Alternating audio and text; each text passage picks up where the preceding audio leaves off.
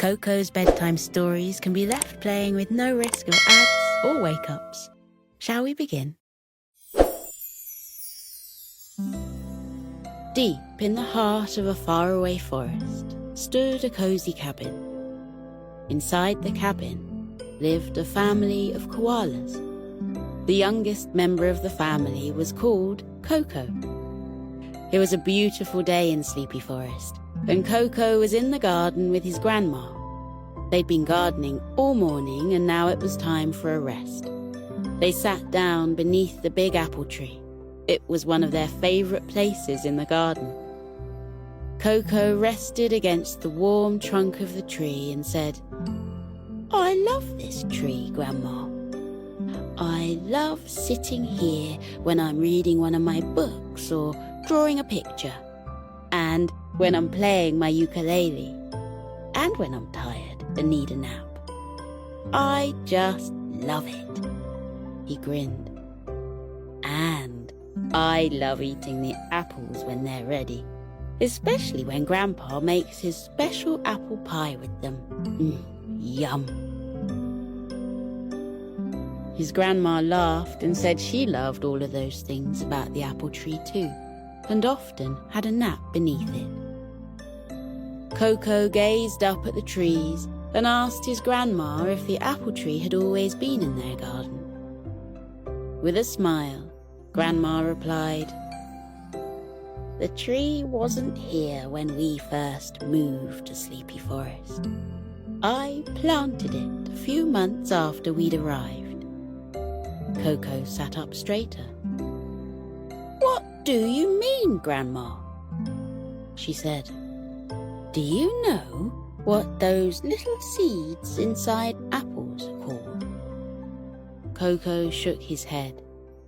Grandma said, "They are called pips, and if you plant them in pots, and then later on in the garden, they will grow into trees. But it takes a long time, and you have to give them a lot of care and attention. That's what I did with this tree. I grew it from a pip." Koko looked confused. "But those pips are tiny, and this tree is huge. How long did it take for this tree to grow so big?" His grandma chuckled and said it had taken a long, long time. "Oh," Koko said with a frown. "I was thinking that I could grow some trees for our neighbours so that they could have somewhere lovely to sit like us. But I don't want them to wait for a long, long time, though. Is there any way I can get the pips to grow more quickly, Grandma?" "Not unless you have some magic pips," Grandma replied with a smile. A little grin alighted on Koko's face. "Grandma, do you remember when I met a magical animal called Nessie who came from a place called Scotland?" Grandma nodded. Koko continued. "When Nessie and I went on our adventure together, we met a bear of the forest called Tiny Terry. He was magic, and he helped us on our adventure. Do you think Tiny Terry might have some magic pips?" Before his grandma could reply, a voice from within a nearby bush called out, "Yes, I do have some magic pips. I have plenty of them." A little bear, wearing a dark brown jumper and pale green trousers, jumped out of the bush. There was a wooden walking stick in his paw which had leaves on the end of it. It was Tiny Terry, a special bear of the forest. The little bear waved to Koko and then introduced himself to Koko's grandma.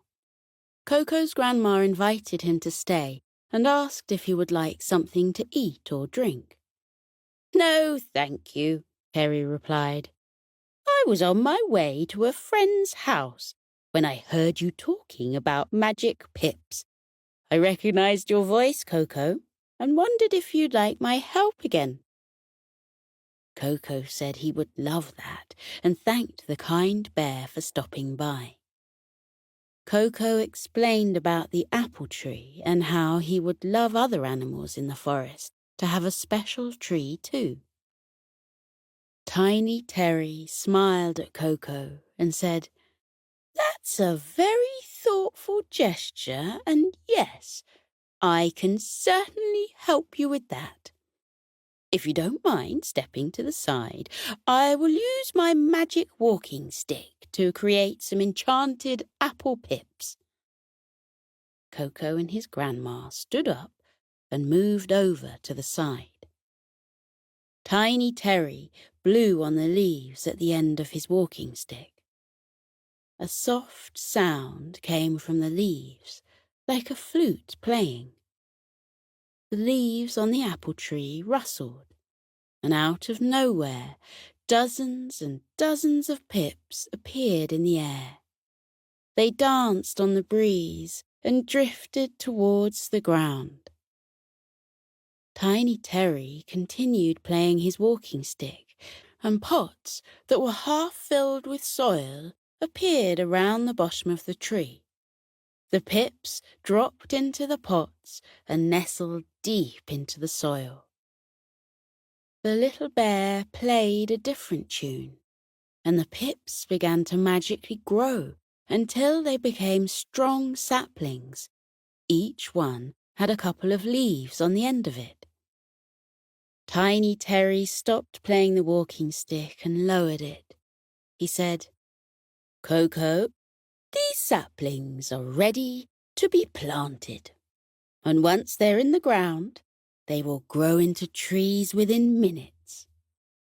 Koko stared at the saplings. "Wow, that's amazing. Thank you so much, Tiny Terry. Will they all grow into apple trees like ours?" The bear's eyes twinkled with joy, and he said, "That depends on who you give the sapling to. There's a lot of magic in those plants, and if someone would prefer a different kind of tree, then all they have to do is wish for it. I'd better be getting along. I'm sure we'll meet again sometime. Bye for now." He gave them a cheery wave and jumped back into the bush. The leaves on the bush rustled for a few moments and then became silent. Koko called out, "Tiny Terry, are you still there?" There was no answer, so Koko assumed the magical bear must have travelled to another world. Koko's grandma was amazed at how quickly the pips had grown into saplings and asked Koko who he was going to give them to. "I'm not sure yet. I'll walk through the forest and ask our neighbours if they'd like one," Koko said. "I'll get my wheelbarrow to put them in. There are too many to carry all at once." He ran into the garden shed and came out a few moments later, pushing his wheelbarrow. His grandma helped him to put the pots into his wheelbarrow. When all the pots were in, Koko said goodbye and set out through the forest.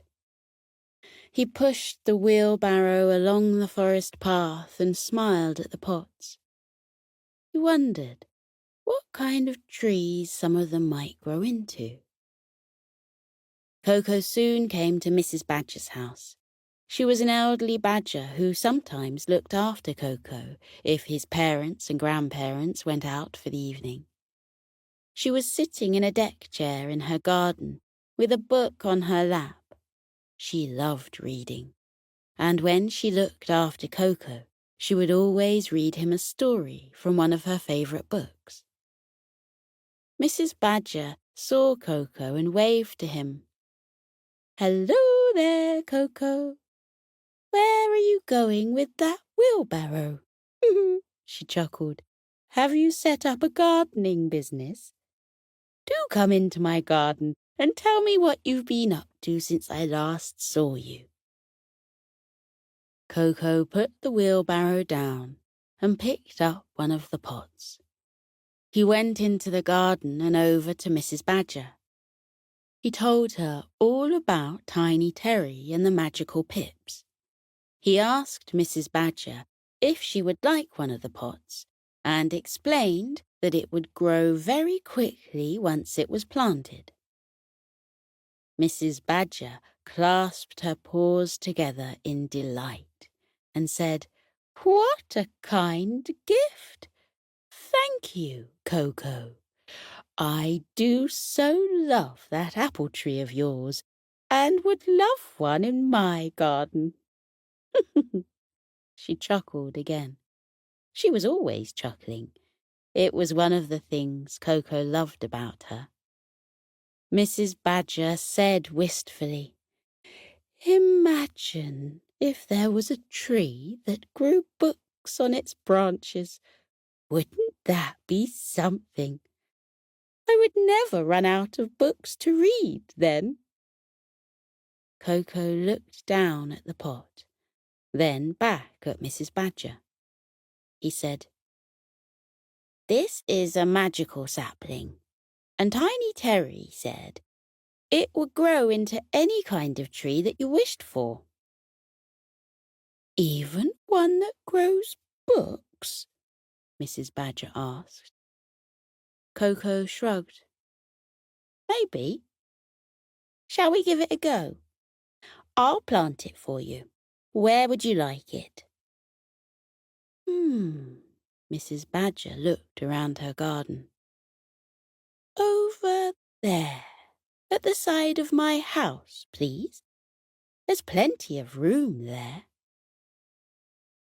Koko and Mrs. Badger walked over to her chosen area. Koko gave the pot a thoughtful look and told Mrs. Badger she should hold the pot for a moment and wish for a tree that grows books so that the sapling would know what to do. He gave her the pot. Mrs. Badger held it firmly and gave her instructions to the sapling and added a thank you. Koko carefully planted the sapling. He didn't know what was going to happen next, and neither did Mrs. Badger. They took some steps back, looked at the sapling, and waited. The sapling gave itself a shake, and then it began to grow. It grew higher and higher until it was as big as Koko's apple tree. But there weren't any apples on it. There were plenty of bright green leaves, and in between the leaves there were many, many books. A library of books just waiting to be picked. The pages of the books fluttered gently in the breeze and created a soothing tune that echoed around the garden. Mrs. Badger was too astonished to speak. She just stared and stared at the amazing tree.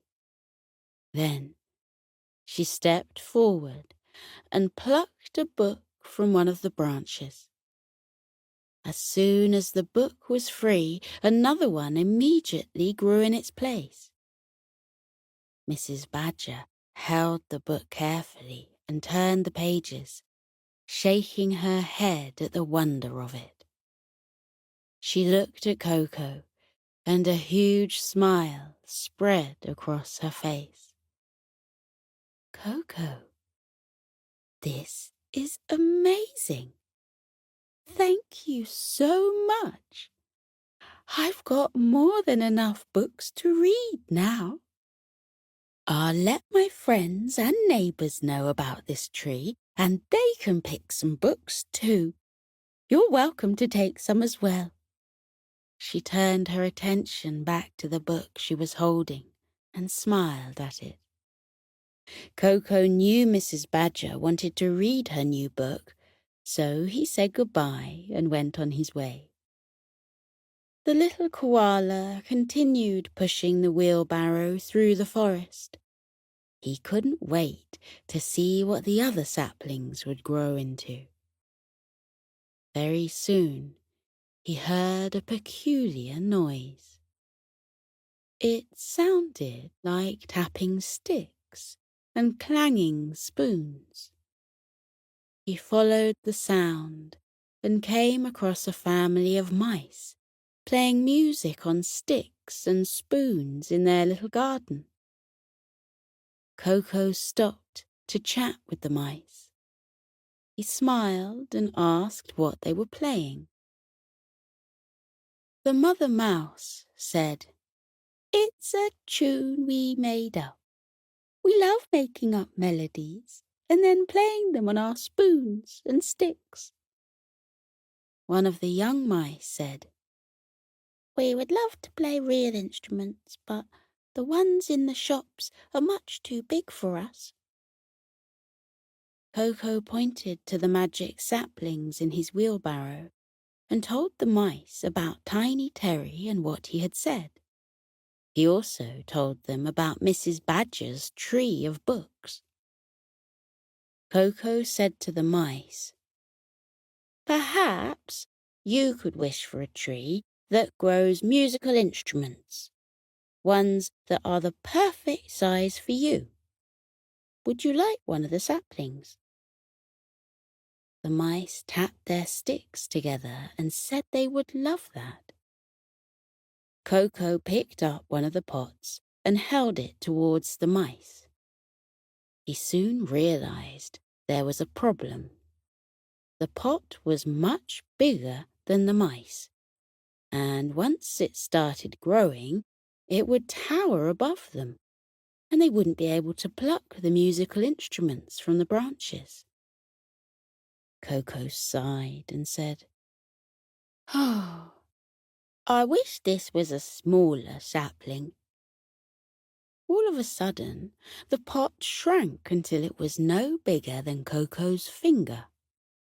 He smiled at it and thought there certainly was a lot of magic in the plants. He carefully gave the pot to the mice and told them to make a wish upon it before planting it. He said, "Don't forget to take some steps back when you've planted it, because it will grow very quickly." The excited mice gathered around the pot and made their wish. The mother mouse planted the sapling in the middle of their garden and told her children to step back. The sapling began to grow immediately and became a tree that was the perfect size for the mice. Branches sprouted out, and on the end of them were musical instruments of all kinds: flutes, violins, trumpets, and a set of drums, and even a small piano. Just like the tree, the instruments were the perfect size for the mouse family. The mice stared at the tree in amazement. The mother mouse said to Koko, "Thank you so much. This is wonderful, just wonderful. There are more than enough instruments for us now. We'll have a lot of fun learning how to play them too. I shall ask some of my cousins and friends if they'd like to have some of these instruments. There is plenty for everyone." The young mice asked their mother if they could pick some of the instruments from the tree.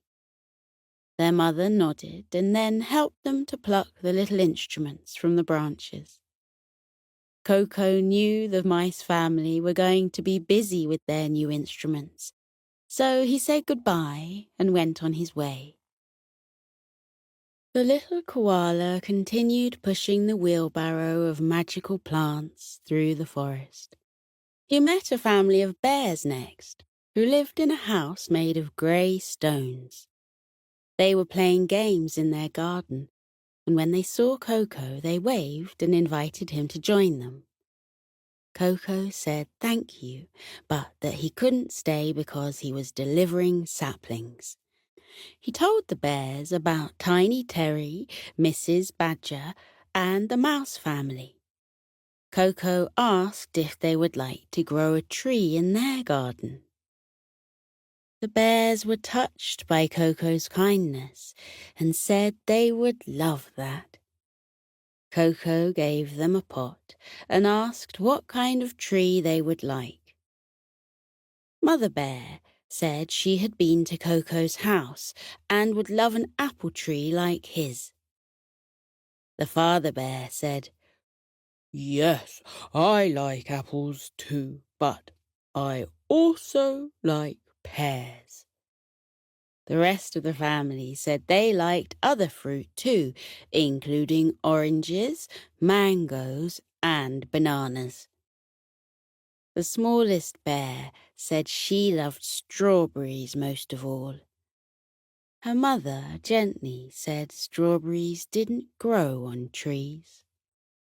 The little bear replied, "Koko said it's a magical plant, and if it's magic, it might be able to grow strawberries too."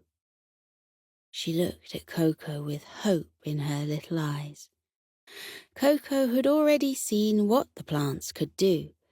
He said, "Why don't you try wishing for all those kinds of fruit on your tree and see what happens?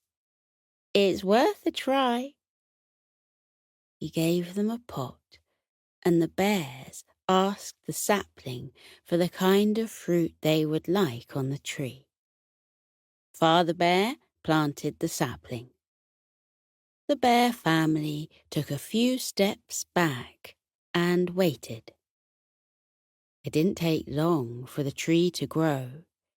Its strong branches stretched out in all directions and contained a variety of mouth-watering fruits, including the same apples that were on Koko's tree.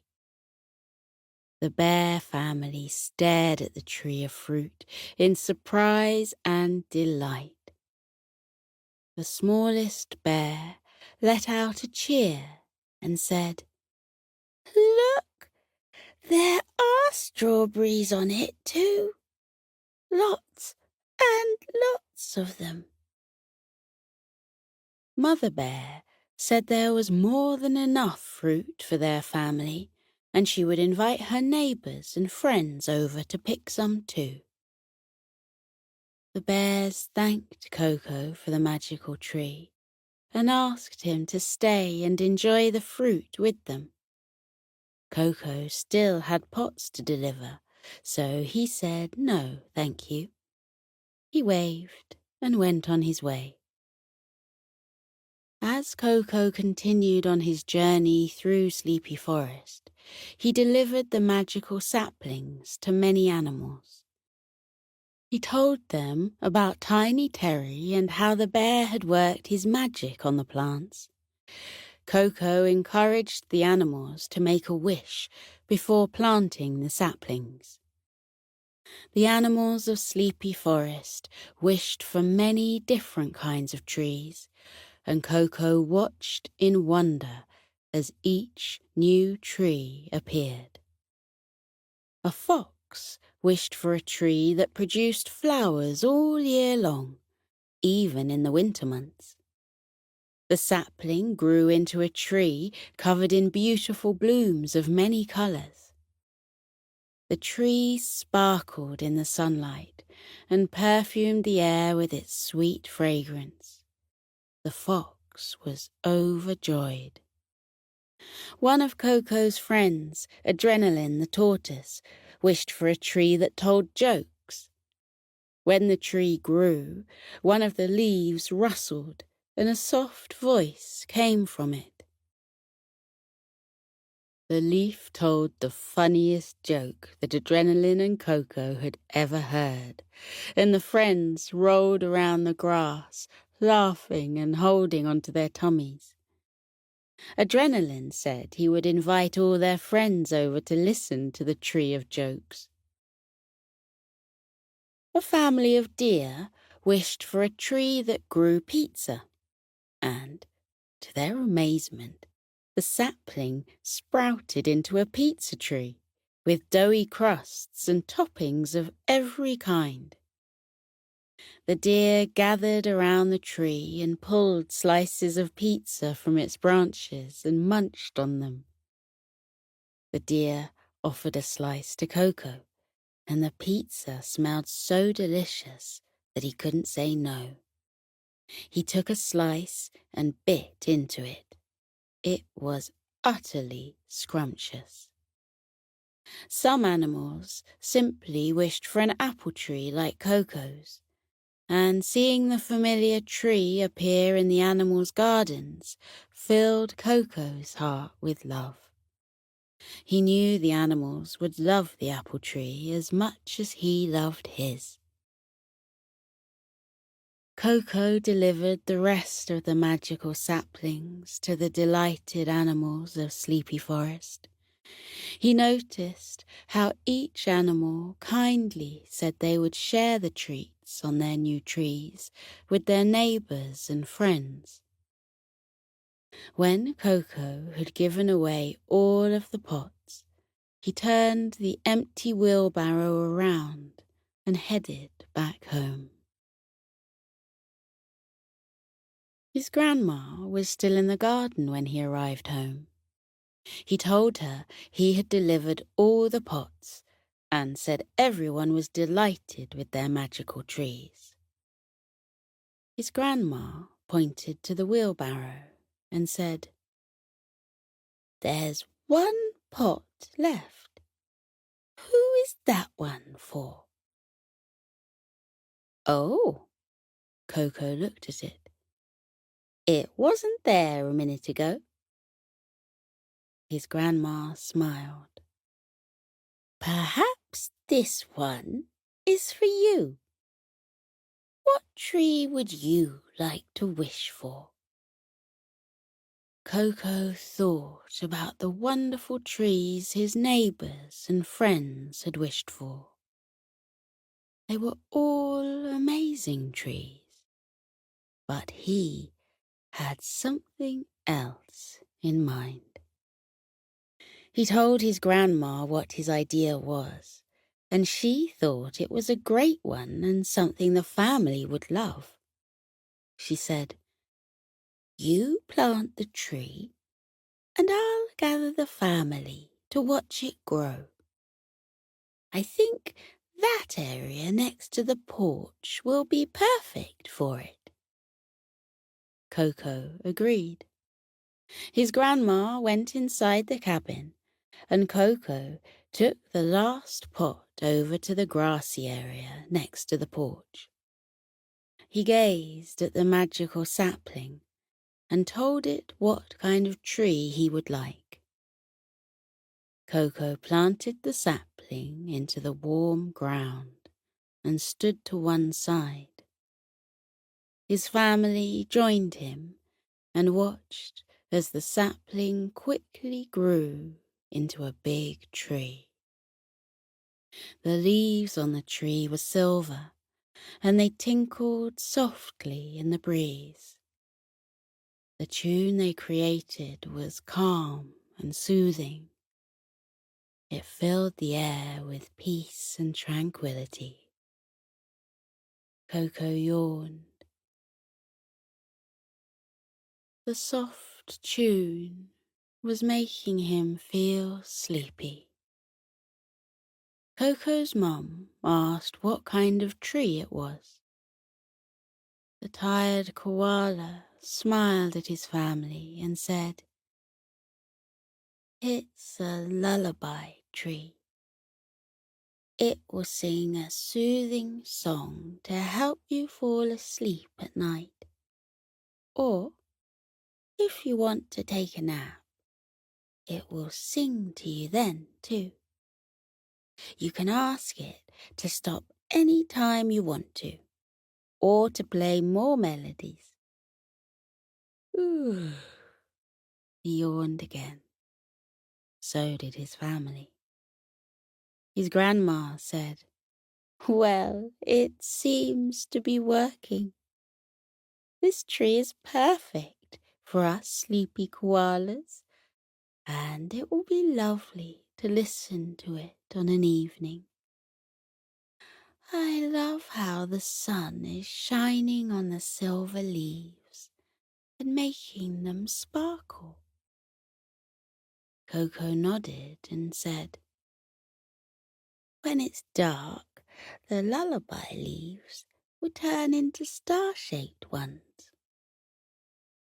His grandma looked towards the sky and said it would be dark soon. She suggested the family sit on the porch with blankets around them and listen to the lullaby tree. Everyone agreed, and soon the koalas were snuggled up together on comfy seats with warm blankets around them. The sky grew darker and stars glimmered into view.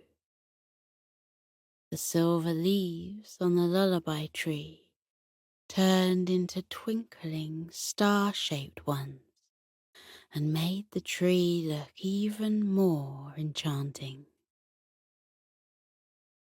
The soft melody coming from the tree flowed over the tired koalas. Their sleepy yawns mingled with the soft notes of a lilting lullaby. Koko was snuggled up next to his grandma. The lovely lullaby was making him so very, very tired. The kind-hearted little koala closed his eyes, let out a soft yawn, and drifted gently into a peaceful sleep. The lullaby tree continued to play its soothing melody until all the koalas were asleep. Its tranquil tune drifted through sleepy forests, and all those who heard it gently fell asleep too.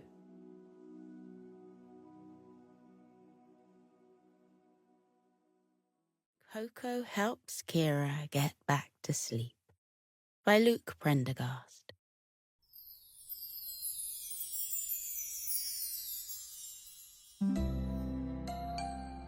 Deep in the heart of a faraway forest stood a cozy wooden cabin. Inside the cabin lived a family of koalas. One evening, the whole family sat at the dinner table in their little wooden cabin, eating a delicious meal of eucalyptus stew. Kira, however, was rather fidgety. She simply couldn't keep still. She kept hopping up and down on her seat and wiggling her bum and wiggling her little toes. "What's going on with you this evening, Kira?" their mum asked her gently. "I've never seen you this restless before. Is something wrong?" "Oh, no, Mum," Kira replied. "There's nothing wrong at all. Quite the contrary. In fact, there's something very right." Her mum raised an inquisitive eyebrow, and Kira explained that the next day her year at Sleepy Forest Elementary School were going on a school trip to the other side of the forest, where there was a high ropes course. There were ladders on trees and wooden bridges in the canopies, and zip wires that brought you back down to the forest floor. "It's a panda bear's dream," she squealed, almost tipping off her chair. And it was also the reason she was so restless. She was too full up with excitement to sit still.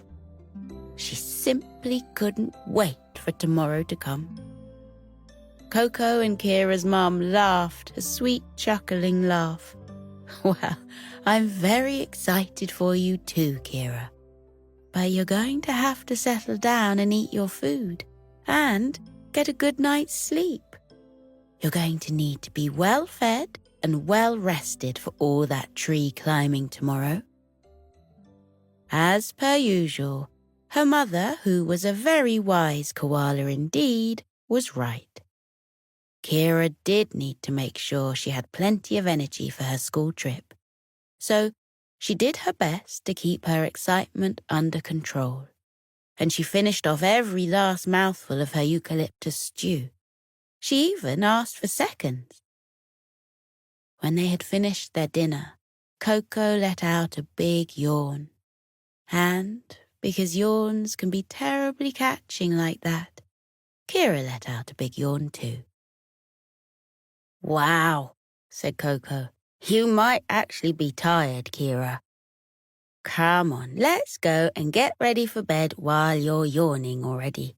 Hopefully you'll be able to sleep the whole night through. Koko and Kira went to their room. They changed into their pajamas. Koko wore a blue pajama shirt and some blue shorts because blue was his favourite colour. And Kira's favourite colour was purple. So she put on a big purple t-shirt and pulled the purple bow out of her hair. They went to the bathroom and brushed their teeth, making sure they brushed for a whole minute on the top and a whole minute on the bottom. They pulled faces at each other in the bathroom mirror to keep themselves occupied. All kinds of monstrous faces, until soon enough the time was up. They spat their toothpaste into the sink and wiped away the bits that had dribbled down onto their chins. When they went back through to the bedroom, their mum had already been in to pull the curtains closed. A soft, silvery moonlight peeked in through the corners of the window, and they could hear the magical whisperings of the forest trees outside. Koko and Kira climbed into their beds. Koko let out another big yawn, and so did Kira. My, said Kira, I must be tired. Night-night, Koko. Night-night, Kira, Koko replied, and with that, they turned over and fell asleep. 1 minute passed, and another minute, and another one slipped by. Outside, a breeze stirred through the trees, and Kira, poor Kira, lay wide awake in her bed.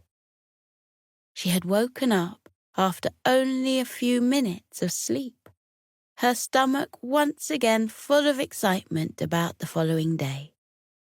She turned over in her bed, first this way, then that way, trying her best to find a comfortable position that would send her straight back into the land of dreams. But try as she might, she could not. Eventually, Kira's twisting and turning roused Koko from his sleep. He turned over and looked at her across the room and said, Oh dear, Kira, can't you sleep? Kira let out a sigh. Oh, I'm afraid I can't, Koko, she said. I fell asleep for a few minutes there, but then I woke up full of excitement, and now I can't get myself back to sleep. Well, Koko whispered, the best thing to help you fall asleep is to concentrate on your breathing. Your breath carries the special magic of sleep on it. So if you pull it gently all the way down into your belly, it helps settle all your excitement and lets you drift off to sleep. Do you want to try it, Kira? Why don't we try some deep breathing together? Kira said that sounded like a good idea indeed. So Koko told her to take a deep breath, all the way down into the warm bottom of her tummy, and then he told her to let the breath out slowly. They breathed in, and they breathed out. You have to feel the breath go all the way down to the tips of your fingers and the tips of your toes, Kira, Koko told her. Kira did as Koko said. She took a deep breath in and felt it tingle all the way down to the tips of her fingers and the tips of her toes. Then she let it slowly out. She felt her body relax as though it were carried on a big, fluffy cushion. Has that helped? Koko whispered. I definitely feel more relaxed, Kira told him. But I haven't been able to fall asleep. What do you think I should do? Well, we'll have to try something different, Koko said. Do you want to know what I do whenever I can't sleep? Yes, please, replied Kira. I count sheep, he said. Count sheep? Asked Kira. What does that mean? It's a method for falling back asleep, Koko explained. You close your eyes, and in your head you imagine sheep grazing in a beautiful grassy field. In the middle of the field is a fence, a low white fence. And one by one, the sheep run along and hop over the fence, one after another, an endless stream of sheep, and you count them as you go.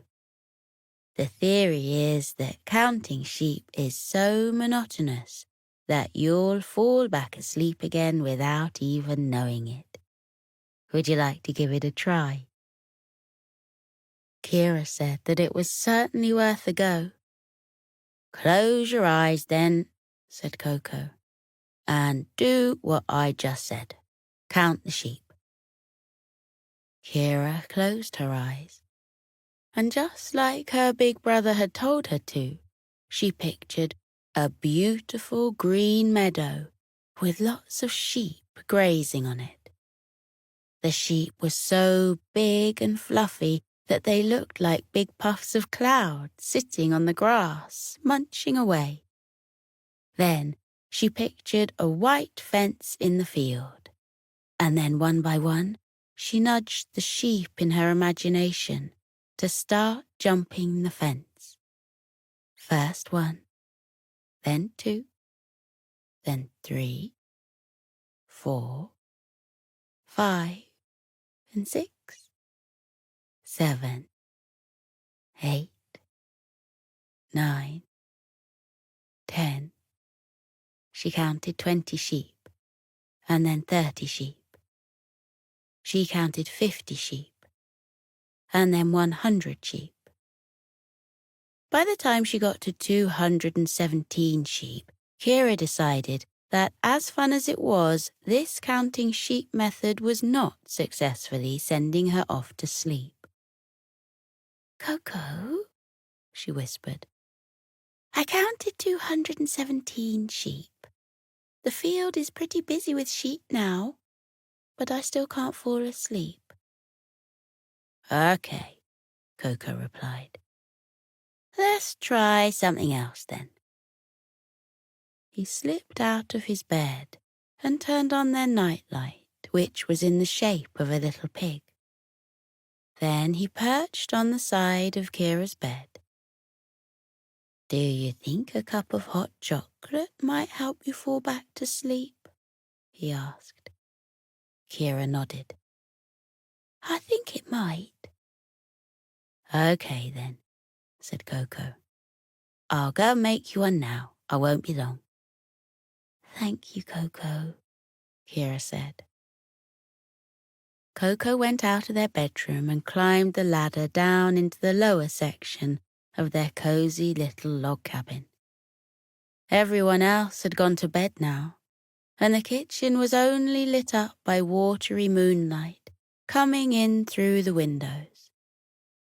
He poured some milk into a saucepan and very carefully placed the saucepan in the hot oven so that the milk could warm. When it was ready, he put on oven mitts and took the saucepan out. He poured the warm milk out into Kira's favourite mug, a purple one, of course. And then he added a few scoops of the most delicious hot chocolate powder ever, which came from Papa Praline's chocolate factory, just on the other side of Sleepy Forest. He stirred the chocolate powder into the warm milk until all the clumpy bits had dissolved and the milk had turned a lovely, thick brown colour. Koko took a deep breath in through his nose. That smelled delicious, if he did say so himself. Careful not to let any of the drink slosh and spill over the sides, Koko picked up the mug of hot chocolate and climbed back up the ladder. He went back into his bedroom and perched on the edge of Kira's bed again. "Here you go, Kira," he whispered softly. "Here's your hot chocolate." Kira sat up in her bed and took the purple mug from her brother. She gave the hot chocolate a sip. That's delicious, Koko," she said. "Thank you very much.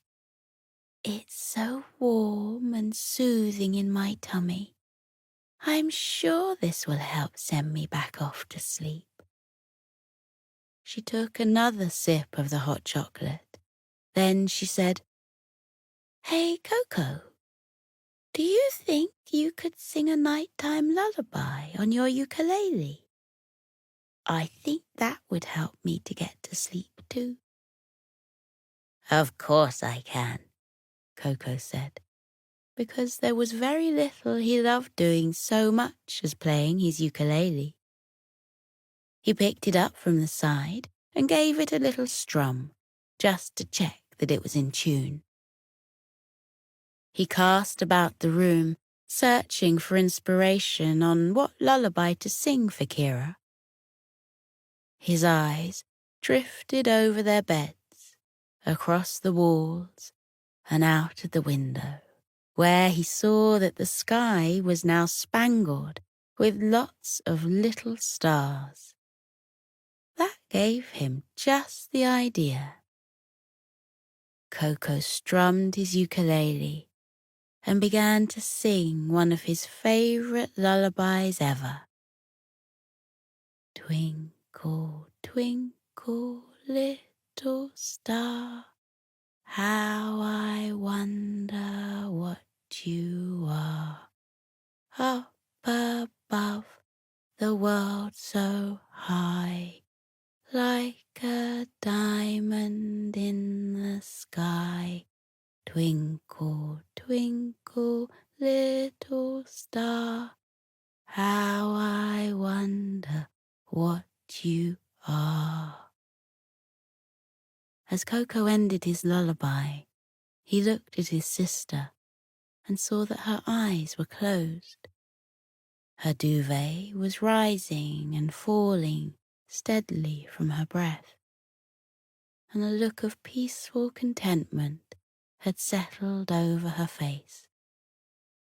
It seemed that she had fallen into a deep slumber.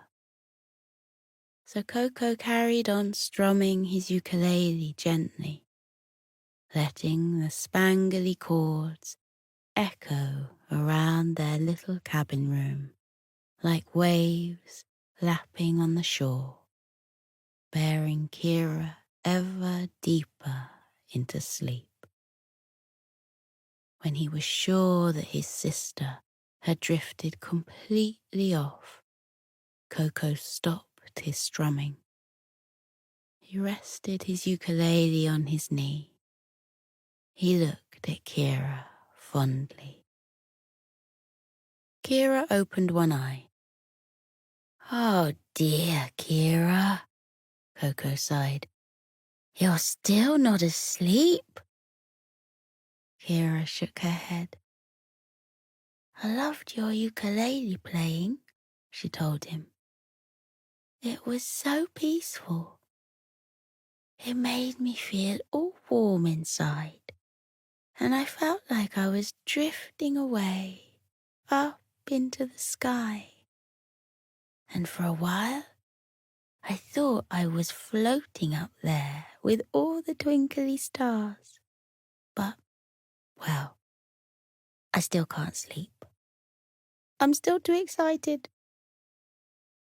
Koko put his ukulele back down on the side and stroked his chin thoughtfully. He murmured. We'll have to think of something even better then.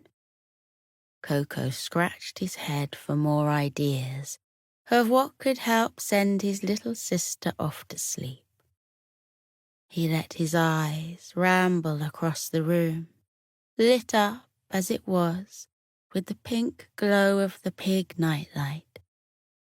His eyes drifted over the wall, over the sprigs of bamboo that grew in the corner of the cabin, and at last alighted upon the bookshelf. Koko had an idea. Hey, Kira, he said, how about I read you a bedtime story? Hopefully that will take your mind off your excitement and transport you to a whole other magical world. Then, hopefully, you'll be able to fall asleep. From beneath her duvet, Kira smiled and nodded. That sounds like an excellent idea, Koko, she said. Could you read me a story, pretty please? So Koko got up from the edge of Kira's bed and walked over to the bookshelf. Their dad had built the shelf and fixed it upon the wall years ago, and it contained many wonderful volumes of books. There were adventure books and mystery books. There were fantasy books and books for a rainy day.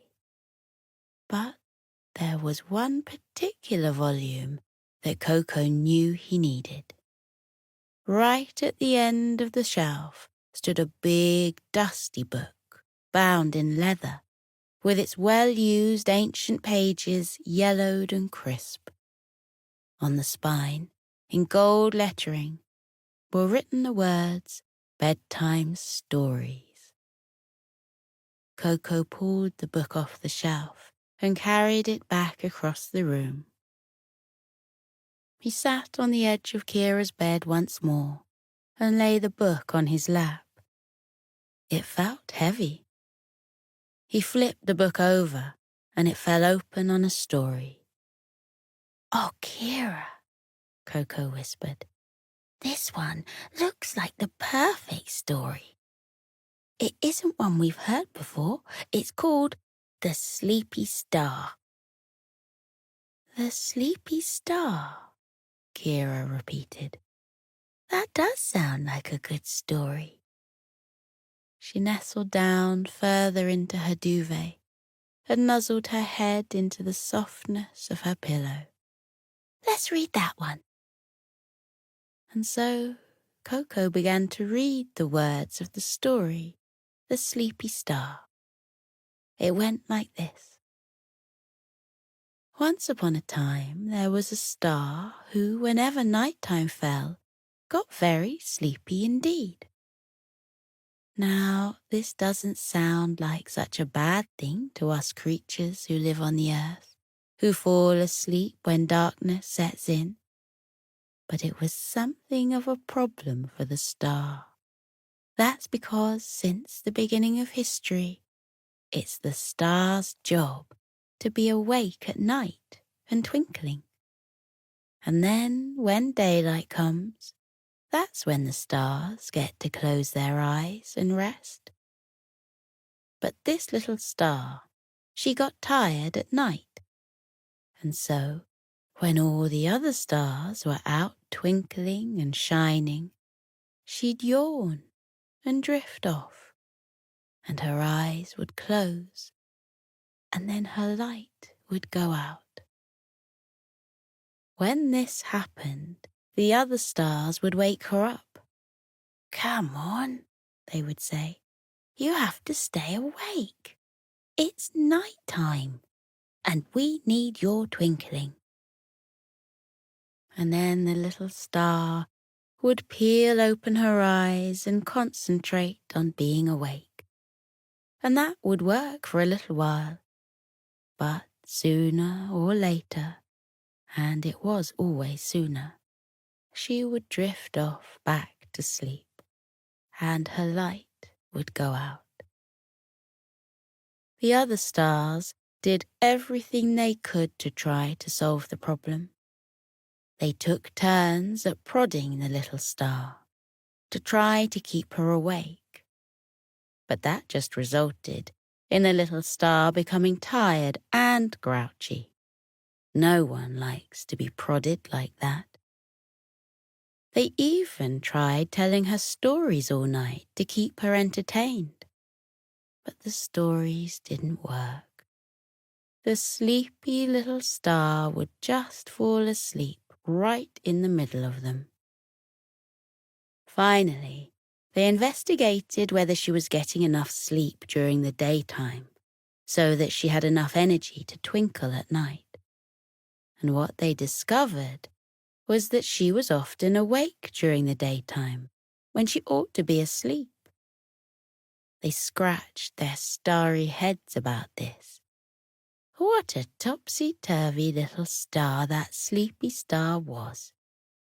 They just could not think of what to do about it. One night, while they were trying to keep the sleepy star awake, the silver moon sailed past them.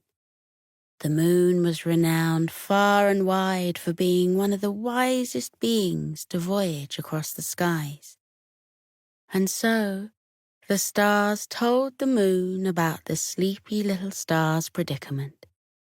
They explained that she slept at night and stayed awake in the day, which was entirely the wrong way around for a star. Could the wise moon think of any solution for their dilemma? The moon stroked his silvery chin while he contemplated the problem. It was a tricky one indeed. But the stories of the moon's wisdom were not unfounded, and soon enough he came up with a solution. "This sleepy star," he said, "clearly doesn't like to twinkle at night and sleep during the day. So instead of changing him, why don't we all just accept him for who he is? He's a day twinkler, not a night twinkler. So perhaps you should let him do just that." All the stars scratched their heads once again. They'd never considered just letting the sleepy star be the way the sleepy star was. That was a rather inspired idea from the moon, they agreed.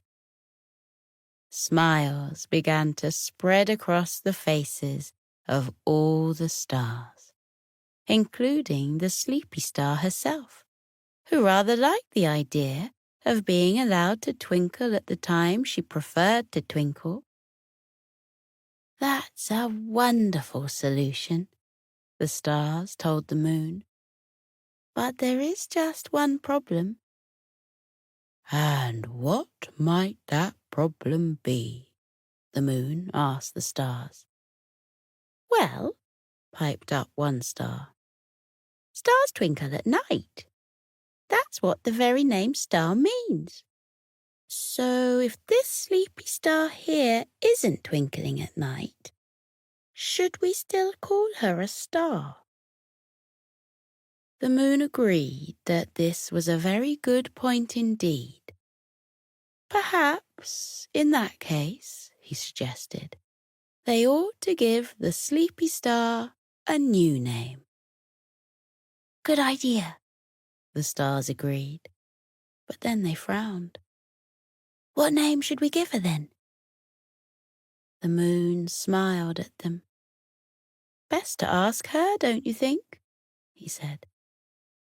And so all the other stars turned to the sleepy star, and they asked her what she would like her new name to be.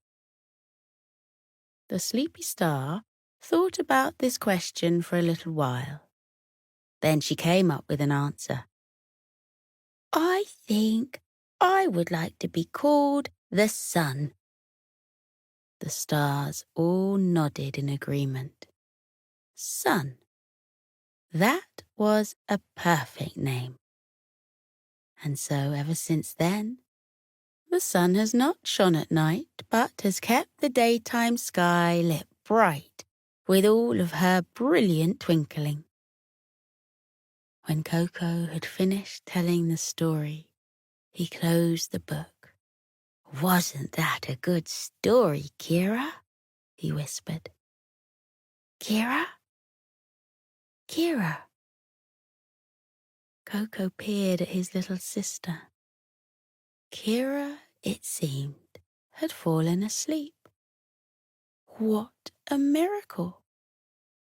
Telling the bedtime story had worked its magic then.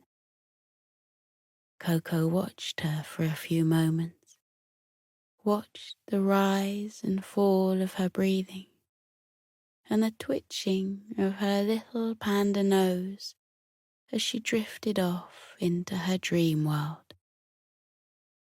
She was probably dreaming of swinging from trees, zooming down zip lines through the sleepy forest canopy. He waited a minute or two to see if she would wake up again, but she didn't. And so, very quietly indeed, so as not to disturb her, Koko slipped off the edge of her bed. He returned the book of bedtime stories to the shelf where it belonged and slid under his own bed covers. It was warm in there, so soft and cozy, just perfect for falling asleep. Koko let out a big yawn. He was very tired indeed now. All that work trying to help Kira fall asleep had really taken it out of him. He leant over and turned off the pig nightlight, and the room sank into darkness. Now there was just the silvery light of the moon slipping through the gaps in the curtains. Now there was just the tranquil noise of the crickets outside, and the wind whispering through the trees, and the steady grumbles of the trees. The world was entirely at peace. Koko closed his eyes. He pictured a green meadow in the evening, full of fluffy clouds of sheep. In the middle of the field there was a little fence. But before Koko could even count a single sheep jumping over it, he had fallen into a deep and profoundly peaceful sleep. In tonight's story, we're joining Koko as he's settling down for bedtime in his cozy sleep cabin with his sister, Kira.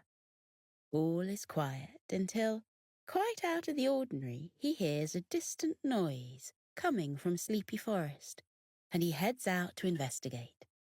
What he finds is the thing of dreams and fantasy. This is Koko and the Goodnight Circus, the coziest bedtime story for kids.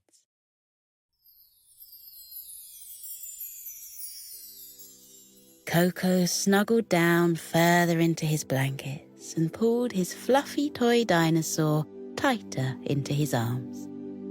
He opened one eye and peeked over to where Kira was laid in her bed across the room. The golden glow from the nightlight showed that she was already sleeping, And sure enough, Koko soon began to hear her quiet, snuffly snores. Watching her made Koko begin to yawn. Gradually, his heavy eyes began to close. Just as they did, Koko heard a noise. An unusual, far-away noise, unlike anything he'd heard before. It was distant and muffled, coming from somewhere within the forest.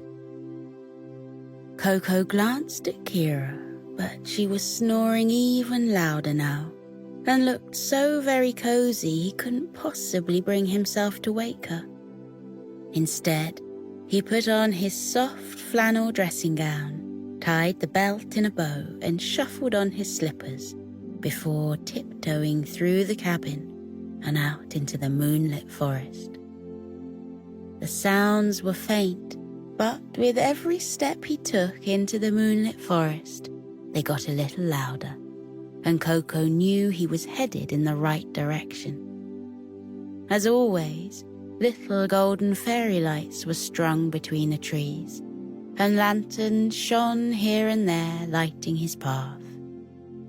As the sounds grew louder, Koko began to skip, then hop, then run along the forest path until he emerged at a clearing filled by the biggest tent he'd ever seen. The tent wasn't red and white striped like a normal big top. Instead, it was made of navy blue shiny silk, embellished with golden suns and silver moons and stars. A huge sign made from twirling letters of twisted metal, encrusted with silver gemstones, read, "The Night Circus." At the front of the tent, a piece of the canopy was pinned back to reveal a golden curtain that swayed invitingly in the wind. And next to the opening was a ticket booth manned by a giraffe in a waistcoat. A beautiful, dreamy song filled the air. A badger with glitter sprinkled all over his fur was walking on stilts with a gold top hat, and a bunch of baby raccoons were dodging in and out of his long legs, all of them giggling. A zebra in a silver dress was blowing bubbles bigger than Koko had ever seen and letting them float up into the night sky. She blew bubbles of all shapes, somehow even making one bubble float within another. Koko watched for a while, seeing how their shimmering surfaces turned between silver, pink, and green under the circus lights. A frog in a bronze all-in-one was standing stock still, face painted bronze too, so that he looked like a statue. Koko walked up the deep blue carpet that had been rolled out across the forest floor and up to the ticket desk. The giraffe beamed down at him and handed him a silver ticket that shone like the inside of a chocolate wrapper.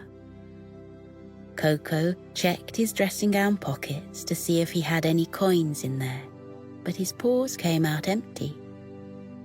The giraffe grinned. "The price of admission is 1 wish," he said. "It helps fill the air with magic. Just make your wish and you can go inside. Who knows? It might even come true." Koko screwed his eyes shut and made his wish, wishing that Kira would win the upcoming spelling bee she'd been talking about all day. When he opened his eyes again, the curtain was being held open, and he was being ushered to step on through to the night circus. Koko rubbed his eyes with his bald paws, not believing what he saw. No matter how much he rubbed his eyes, the sight stayed the same. The night circus simply was this beautiful. Dancing colours and lights and shapes drew Koko deeper into the circus tent, and he slumped into one of the comfy deck chairs circling the edge of the circular stage floor, craning his neck back to look at the ceiling. There, monkeys were doing a trapeze act, swinging one another through the sky on rope swings, flipping and making graceful movements with their arms and tails that made you think they were flying. Their fur was decorated with little gems that twinkled in the spotlights. Down on the floor in front of him, a great grey elephant was standing, all 4 giant feet on a silver ball, spreading his large ears for balance. Rainbow-coloured powder paints covered his sides, and he wore a soft blue velvet hat on his head. Not far to his side, a lion was doing gymnastics, cartwheeling and twirling ribbons, and dancing across the circle to the dreamy songs. A zebra was blowing up midnight blue balloons, twisting them into the shapes of different animals and letting them float over to members of the crowd. A bear teetered this way and that on a unicycle, with a big round silver nose pinned over his little brown one. A hippo hula hooped, throwing the hoops in the air and catching them, and then juggling silver balls while she kept jiggling her hips and keeping the hoops spinning. All of the show was soundtracked by the most beautiful music, played by a band of flamingos in the corner. Mice circled between the flamingos' feet, spinning little pirouettes, tiny little soft-furred ballerinas, twirling in time.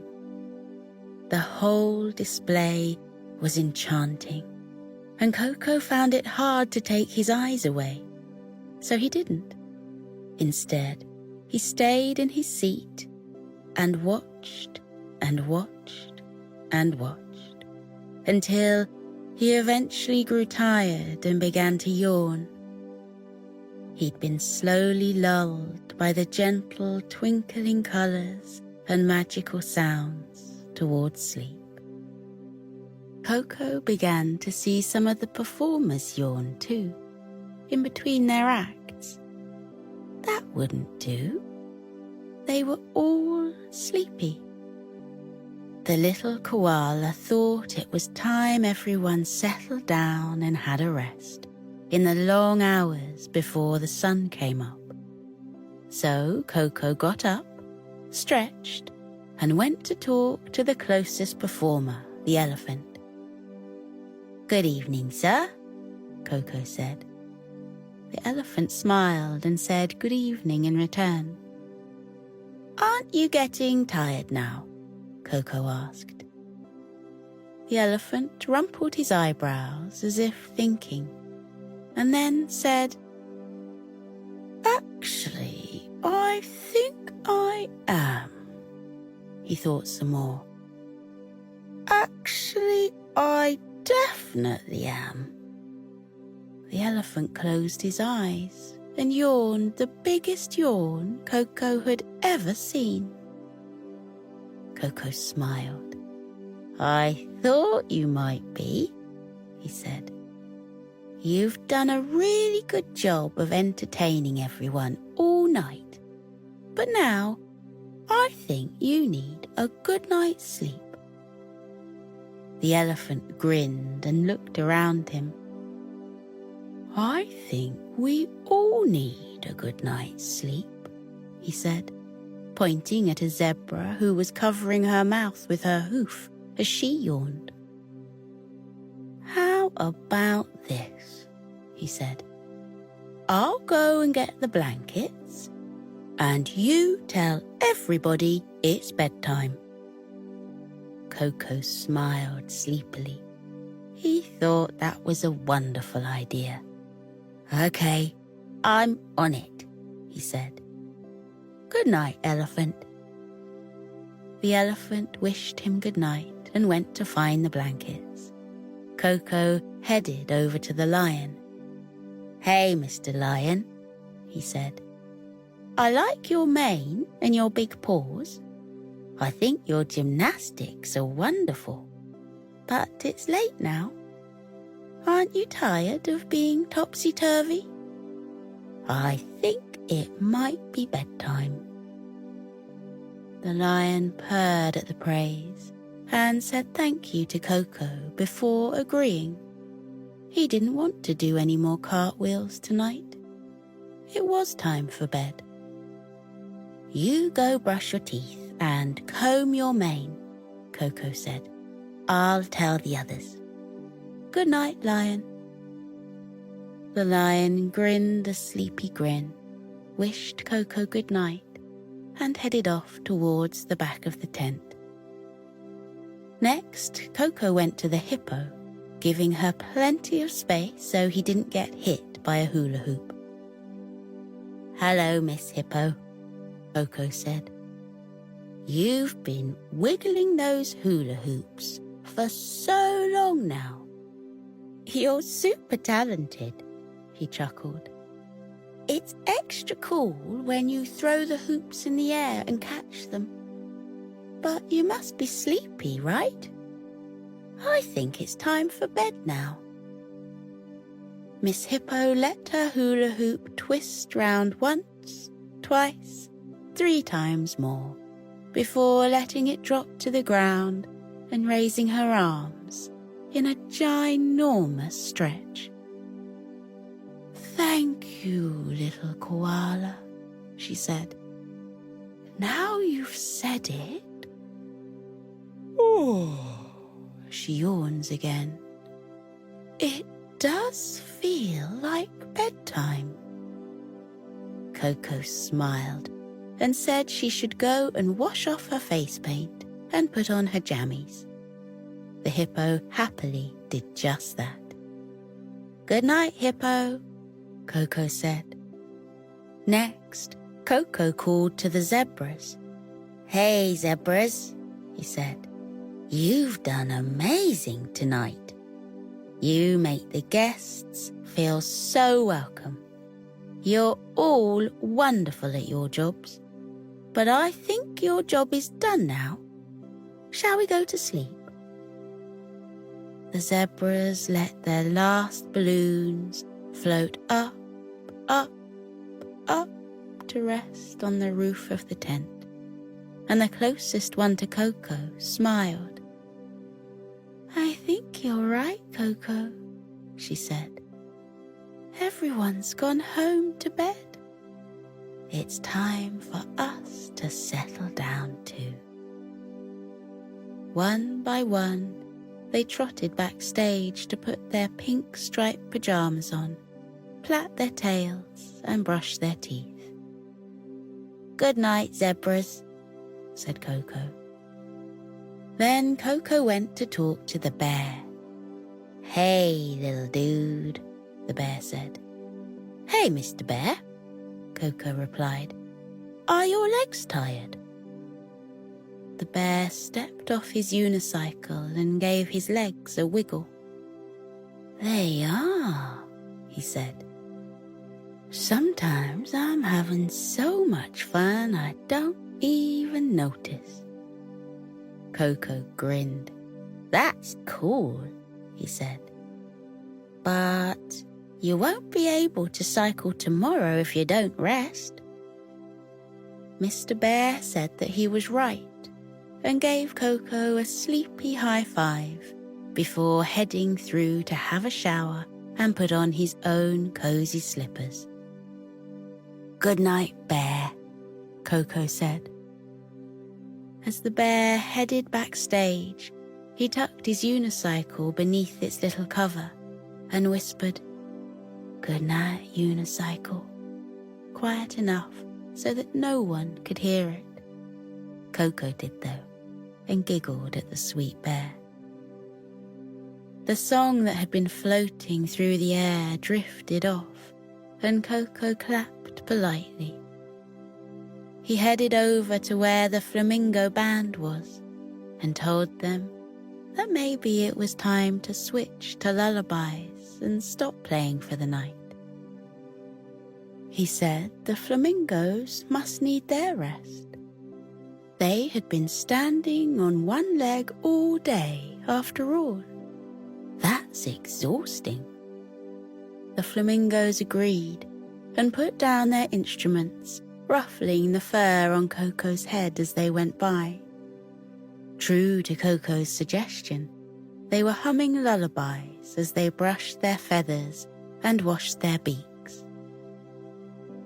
As the music calmed, the little tiny mouse ballerinas slowed their twirling, relaxing to the flats of their feet. They took off their ballet shoes and tutus and headed backstage to their matchbox-sized dressing rooms, where they changed into their soft cotton polka dot onesies, ready to snuggle down. "Good night, flamingos," Koko said. "Good night, mice." Finally, the monkeys climbed down from the roof, and Koko told them it was time for bed. They ate their midnight banana snacks and went to scrub their teeth and clean their faces, ready to fall asleep. "Good night, monkeys," Koko called. By this time, the elephant had brought a big pile of comfy cushions through to the ring and began laying them out with his trunk, putting down blankets for each animal. The lion had joined him, carrying an armful of stuffed toys, placing one on each pillow. The hippo had turned on the nightlight, which projected stars onto the tent's roof. They slowly floated across the ceiling and then floated back again, white against the dark blue of the canvas. The zebras had laid out pillows on top of each cushion to make cozy beds for each animal. The elephant's was made of a whole pile of cushions and pillows since he was so large. The bear had passed out silky sleeping masks, and the flamingos had pressed play on the lullabies that they always played when it was time to drift off. One by one, each animal climbed into their bed, pulled up their blankets and snuggled their stuffed toys in close. Each had their own special one. Some looked new, like the bear's dragon toy, whose wings still shimmered and rustled a little bit, as it hadn't been hugged enough to go soft yet. Others looked ancient, like the littlest zebra's bunny, whose whole body was floppy, not just its ears. A monkey was clutching a koala toy that looked a little like Koko, tucking it under her chin as she sucked her little thumb and cuddled up. The little mice had little toys no bigger than Koko's little finger, little tiny teddies and felt mice and dolls that could fit in a thimble. Koko took a seat on the only spare comfy cushion and looked out at the cozy sea of circus performers. How sleepy the scene was, with all of these cuddly, sleepy animals. The nightlight was glowing softly. The stars were aglow, and a lullaby gently drifted from the music box in the corner, which had been wound up and would play softly all night. Koko recognized the song. It was a classical one that his grandpa played at bedtime, which had something to do with the moon. Clair de Lune, that was what it was called, Koko straightened the blanket over one of the monkeys, who was laid nearby, tucking him in like a burrito. "Would you like me to tell you a bedtime story?" Koko asked the group. Between yawns and settling sounds, sleepy yeses sounded out through the tent. "Okay," Koko said. He racked his brain for a perfect story. Should it be the one about the dinosaurs in the castle? Or about the dragon who was always dancing? He went through the storybook in his mind, flicking through the pages, until he came up with the perfect one. "It goes like this," Koko said. "Out in the jungle, oh far, far away, animals of all kinds are stopping for the day. It's time to stop running or swinging through trees. It's time for your story, so listen up, please. First, there's the elephant, the wisest of all. As large as he is, his friends are quite small. The elephant and the mice are close as can be, because friends can be friends, however unlikely. Then there's the lion, with his lush golden hair. He's king of the jungle, but he's kind and fair. He listens to everyone and always does his best. He knows that a good leader looks after the rest. Next, there's the hippo, who's brave and strong. She lives life following her own heart's song. She knows the best person you can be is you. And you should be who you are, whatever you do. Next come the zebras, the stripy hooved gang, the friendliest friends in all of the land. They love one another just as they are, because they know together they'll go extra far. The bear is strong as can be, because he stands up for what he believes. He'd stand up for you and he'd stand up for me, because he believes everyone should live happily. The flamingos are creative with the music they play. They believe that whatever they think, they can make. And just like them, you can be creative too. Just open your heart and don't worry, just do. The mice are the softest, so quiet and so sweet, and they could be missed as they twirl past your feet. But although they're quiet, they're loved just as much, because each is as special as the loudest of us. Finally, the monkeys, they make us laugh. They bring joy to the hippo, the lion, and giraffe. We love how they're silly and how they play, because isn't it nice to feel joy every day? Each animal's different in so many ways, but each has a way to brighten our day. Every animal's equal and can shine so bright. So shine your light tomorrow. But for now, good night. Koko looked out across the tent. Every animal was snoozing in their puddle of blankets. They all looked peaceful, bellies rising and falling, soft smiles on their faces. Koko smiled too. Good night all, Koko said. No one responded. Everyone was deep asleep. Koko's job here was done. Koko yawned. Maybe he could go to sleep now, too. A soft hoot filled the tent, too gentle to wake any of the animals. It seemed not everyone was asleep yet.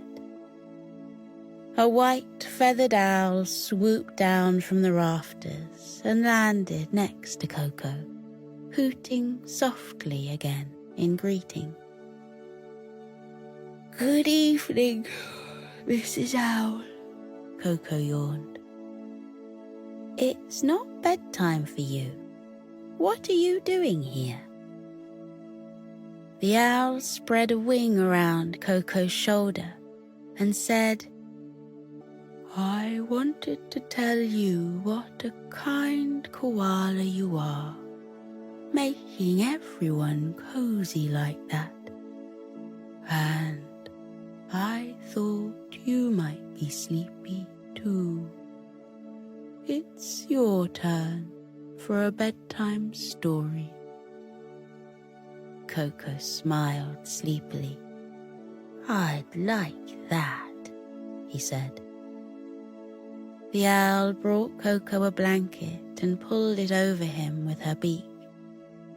Koko stroked her soft feathers as he snuggled into his cushion and settled into sleep.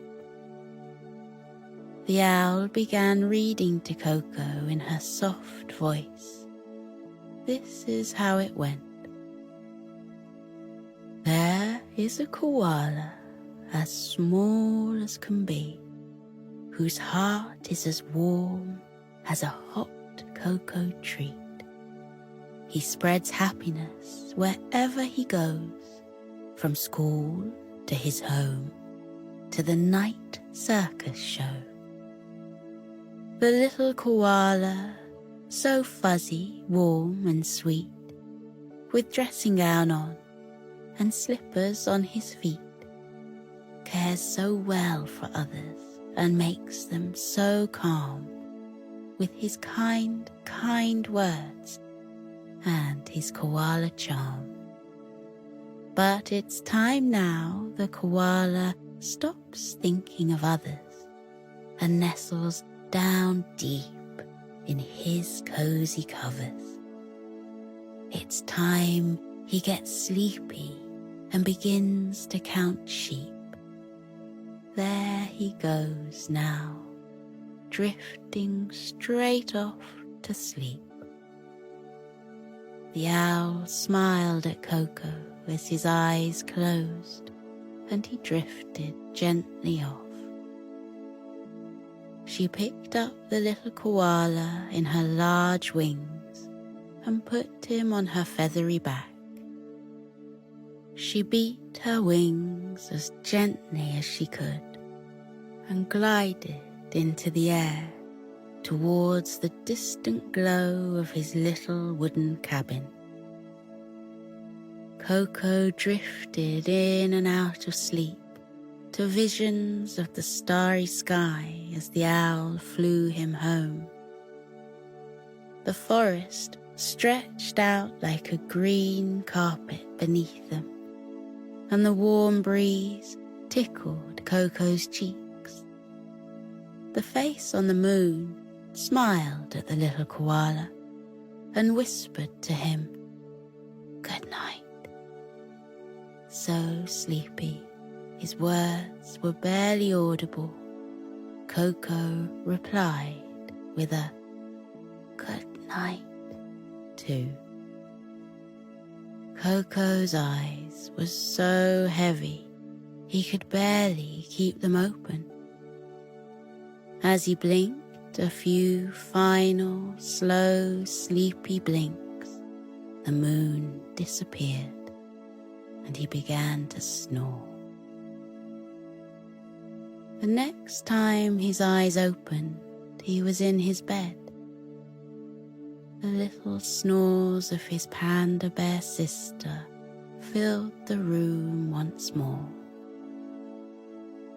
Looking lazily at the room around him, Koko wondered whether the whole thing might just have been a dream. Was the night circus real? Had he really been there? He didn't even notice the soft, silky owl feather clutched tightly in his paw as he tucked it against his cheek, letting his eyes close again and dreams take over. Koko visited the night circus. Yes, indeed, that's true.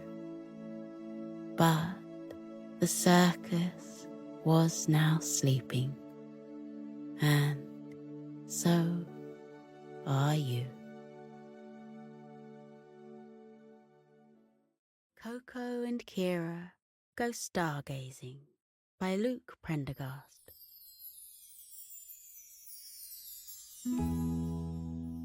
Deep in the heart of a faraway forest stood a cozy wooden cabin. Inside the cabin lived a family of koalas: Koko, his parents and grandparents, and, of course, his little sister, Kira the panda. Koko and Kira went to Sleepy Forest Elementary School, where they learnt about all kinds of things like mathematics and the history of the forest, and at exactly which time of year the berries that grew on all the different trees would be at their most ripe, plump and delicious. And in the evenings, after the sun had set and the sky above the forest had gone dark as ink, sometimes Koko and Kira liked to lie on their backs on the grassy patch outside the cabin, looking up at the twinkling stars. "What do you think they are?" Kira would ask. "What do you mean?" Koko would reply, frowning a little. "They're stars." "I know they're stars, silly," Kira would reply with a giggle. "But, I mean, what they really are, what stars are." And then they'd look up at the stars contemplatively, mulling over the question, which seemed stranger and stranger once she thought about it. "Maybe they're fireflies that flew up there and got stuck," Koko proposed. "Or the eyes of some huge far-off creature," suggested Kira, "looking down at us and blinking." "Or they could be burning balls of gas billions and billions of miles away," said Koko. But they both clutched their bellies and laughed at that. That was such a ludicrous idea. One evening, when they had finished feasting on a delicious dinner of eucalyptus pie that their mum had made them, Koko and Kira lay outside, staring up at the stars, when Koko was struck by an idea. "I know how we can find out about the stars," he said. "How?" Kira asked. "We have to go and ask Cuthbert, of course." Kira's eyes opened wide and she nodded. Cuthbert. Of course that was who they should go and ask. Cuthbert the camel was one of the oldest and wisest creatures who'd ever lived in Sleepy Forest. He had 2 humps on his back, in which, he said, he could store water for many days, and a sandy-coloured coat, and a sagging, hairy-bottomed lip that jiggled whenever he was munching on grass, which he often was. He was also, admittedly, a little bit grouchy, but that was understandable since he'd been plodding around the forest for such a long time. His feet must be pretty sore. Cuthbert's great passion was studying the skies. He called it celestial phenomena. But those kinds of long words were often pretty tricky for Koko and Kira to wrap their heads around. What he meant by celestial phenomena was the stars and planets and comets and asteroids and all the other bits and bobs that floated about up there in the great big above. You see, Cuthbert was terribly, terribly clever. His brain was like a huge castle, every room chock full of all sorts of interesting information. Once, Cuthbert had even helped Koko out when the moon had passed in front of the sun and got stuck. He'd explained to Koko that what he was seeing was a solar eclipse, but that something had gone wrong because the moon wasn't supposed to get stuck like that. And then he'd helped Koko unstick it, so Cuthbert wasn't only clever, he was a pretty considerate camel too. What's more, Koko told Kira, was that Cuthbert must have almost finished the brand new observatory he'd been working on for some time. The structure, which he was calling the Sleepy Forest Stargazing Observatory, was being built in a large clearing in the middle of the forest. He was kitting it out with the latest high-tech telescope. "And he told me," Koko said, "that once it was done, we should go and check it out. What do you think?" "I think we should definitely go check it out," said Kira.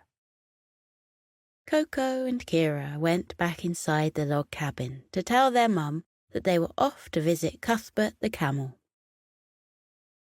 "What a wonderful idea," their mother said. "Mind if I join too?" And so the three of them went to put on their jackets, for it was a little chilly out that evening, and before long they had all set off through the twilit sleepy forest.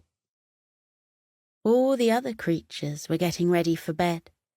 They passed birds settling down in their nests high in the branches, a family of hedgehogs plumping up the soft dry leaves in their hollow at the foot of an oak tree, and they waved good-night to Bread and Butter, the two ducks who lived in the reeds on Sleepy River.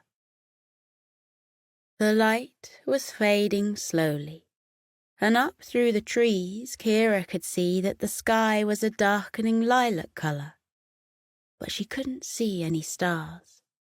When she voiced this concern, her mum patted her on the head. "Don't worry, Kira," she said. "The stars will come." And sure enough, as they turned around the trunk of a particularly grand sycamore and towards the clearing where Sleepy Forest Stargazing Observatory loomed up, Kira noticed that the sky was now speckled with an infinite array of sparkling stars. Even though it was brand new, the observatory looked like an old building. It was made of pale stone, with columns at the front and a big dome on top. And at the ornate front doors stood Cuthbert the camel, looking pretty proud of himself. Cuthbert lifted a hoof and waved them welcome. "Hello, Cuthbert," they said one by one, and Koko added that he thought the Sleepy Forest Stargazing Observatory looked pretty cool indeed. "Why, thank you, Koko," said Cuthbert. "It's taken me some time to build it, stone by heavy stone. But here we are. It's done. And I'm very glad that you've come for the grand unveiling with me." He lifted his head and looked seriously up at the sky. "The stars are out in their millions tonight," he said. "It will be quite some show. Are you ready? You'll be the first Sleepy Foresters to try out the new Stargazing Observatory." "Oh, yes," said Koko, and Kira said, "We can't believe how lucky we are to be the first to try it out. Thanks, Cuthbert." Koko, Kira and their mum followed Cuthbert through the great doors and into the observatory. Inside it was cool, and softly glowing lamps flickered on the walls, sending shadows dancing around the large circular room. The dome rose up over their head, and in the middle of the room was the strangest contraption Koko or Kira had ever seen. "That doesn't look like a telescope," Kira said, furrowing her eyebrows skeptically. "At least," she added, careful to make sure she was being polite, "not like the ones they showed us in the textbooks at school." "Ah," replied Cuthbert agreeably. "No. In fact, it won't look like anything you've seen anywhere, young Kira. No more putting your eye to a lens and squinting to see the stars. No, no. I have been working on this invention for some time, and it is the most newfangled, high-tech piece of machinery anyone in Sleepy Forest will ever have set their eyes upon. No more looking up at the stars through a telescope. This, my stargazing observatory, will bring the stars down to you." Cuthbert beckoned them over. "Come and take a look," he said. Kira followed Koko and her mum, but she still wasn't quite convinced that this machine was high-tech or newfangled, whatever that might mean. It looked, as far as she was concerned, a bit like a ginormous bed. Yes, a bed. A big, black, rather soft-looking pad was spread out across the floor in the middle of the observatory floor, with a bunch of cushions that looked as though they were designed to rest your head on. The weird bit was that above the bed, rising all the way up to the top of the dome, were layers and layers of glass. Glass so thin that from certain angles it disappeared entirely, and you couldn't see it at all. The only high-tech part of the whole strange contraption that Kira could see were a series of buttons and levers bunched together by the side of the black pad. And yet, as she approached the invention, Kira began to notice, or rather, she began to feel, that there was something truly magical about it. There was a zone of energy around it that made a quiet excitement flood through her and flutter in her chest. The sheets of glass, it turned out, weren't just plain glass at all. Each of them, as she looked at them, had their own particular quality, swirling with colours as though pink or milky white or pale blue galaxies were caught on their surfaces. "How does it work?" Koko asked Cuthbert. "Well," said the camel, "let me show you. Everyone, lie down here, looking up towards the sky."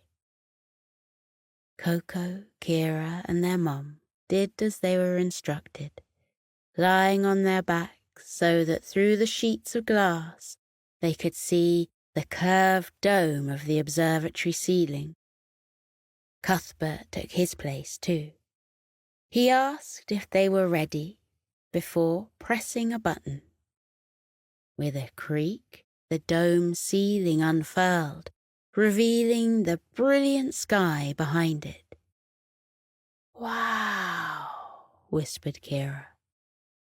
The sky above Sleepy Forest was pitch black and full of dazzling stars, like someone had tipped a jar of sprinkles over it.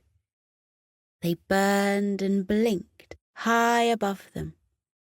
The view was spectacular, but it was the same view that Koko and Kira gazed up at when they lay on their backs outside their little log cabin.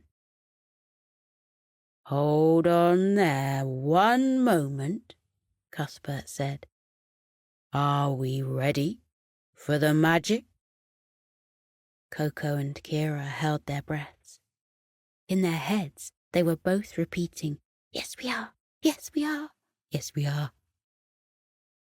"Here we go," Cuthbert murmured, and he pulled a lever. And then something truly miraculous happened. To Koko and Kira, it no longer felt as though they were lying in the new stargazing observatory in Sleepy Forest. Instead, it felt as though they had floated up, up, up into the night sky, and were now soaring through space itself. Asteroids and meteors and comets flew past them. The blazing stars zoomed towards them.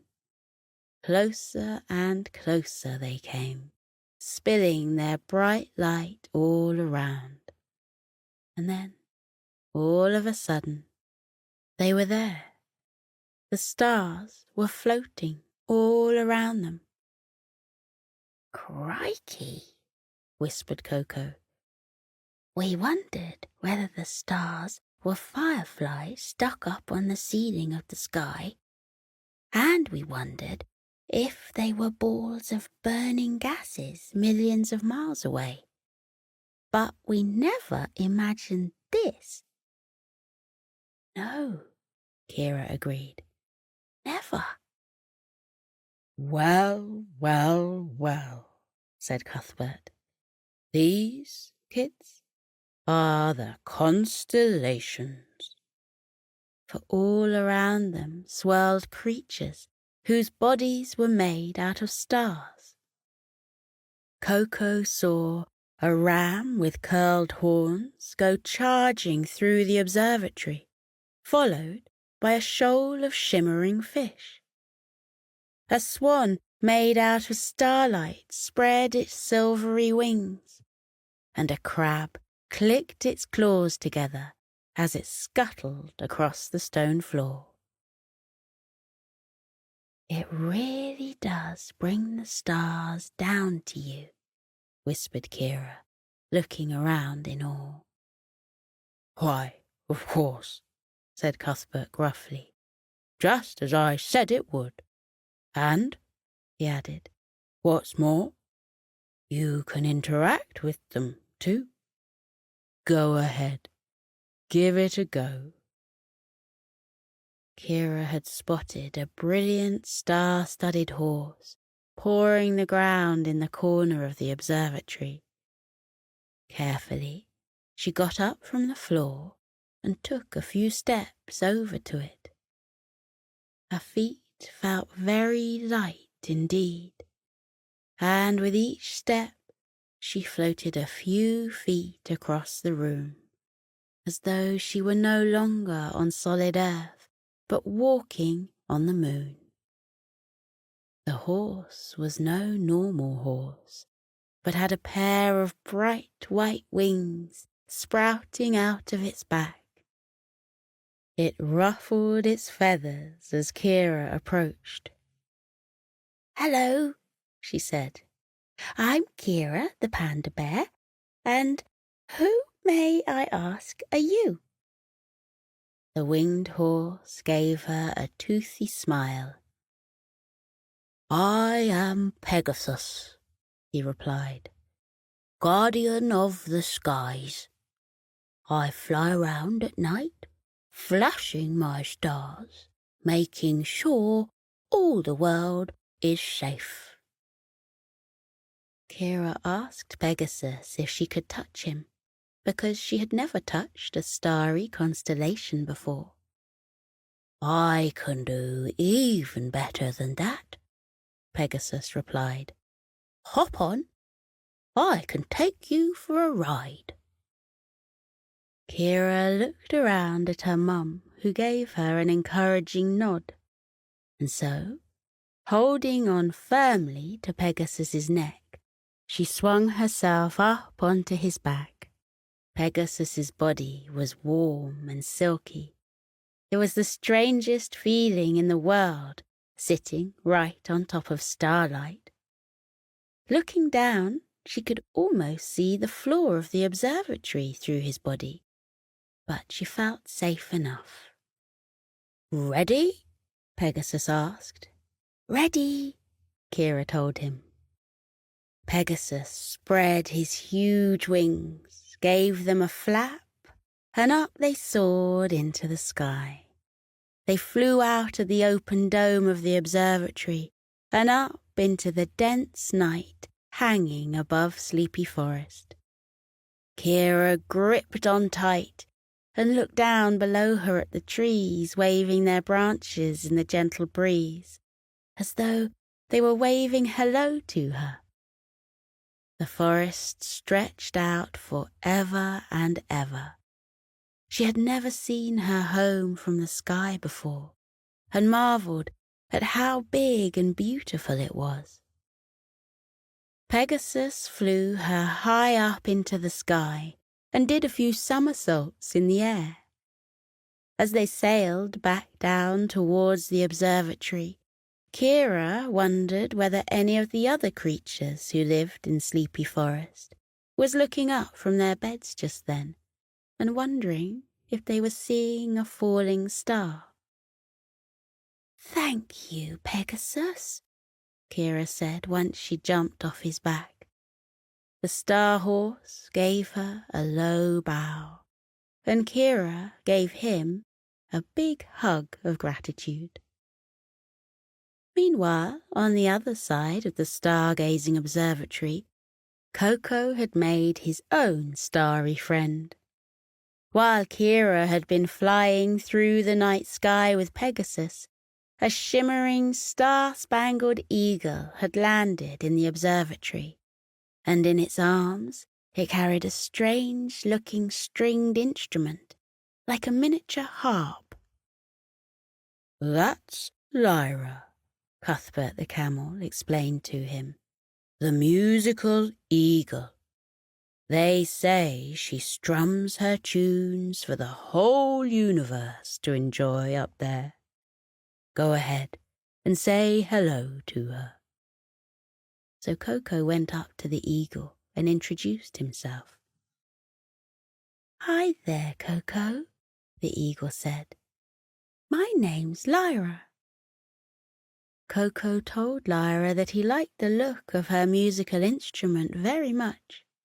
He had his own ukulele at home, he told her, which he liked to take to Sleepy Forest Elementary School to play with his classmates. One day he'd like to be in his very own music band. "What kind of instrument is that exactly?" he asked her. "This," said the eagle, presenting the instrument with a flourish of her wing, "is called a lyre. That's how I got my name, Lyra. Get it?" Koko asked Lyra if she'd show him how to play the lyre. "Of course I can," she replied. Then she began to pluck the strings with a delicate claw and strum them with a sweeping wing. The most beautiful sound of music filled the whole observatory. It sounded to Koko like magical tinkling rain. "Here," Lyra said when she'd finished her tune. "You have a go now." "Really?" Koko asked her. "Really." With a trembling hand, Koko reached out for the lyre which the eagle held out to him. The lyre seemed to be made of pure starlight, and Koko was sure his paw would pass right through it. But it didn't. His fingers closed around the cool handle of the lyre. "Go on," Lyra the eagle encouraged him, "just like I did it." So Koko took his paw and strummed the lyre's strings once.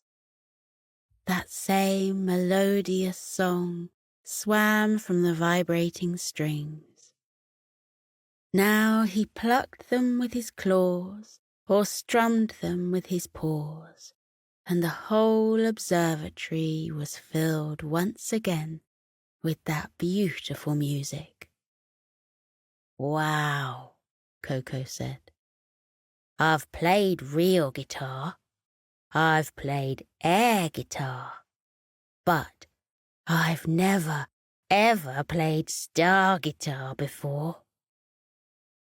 While Koko played, Kira and his mum had a little boogie around the observatory.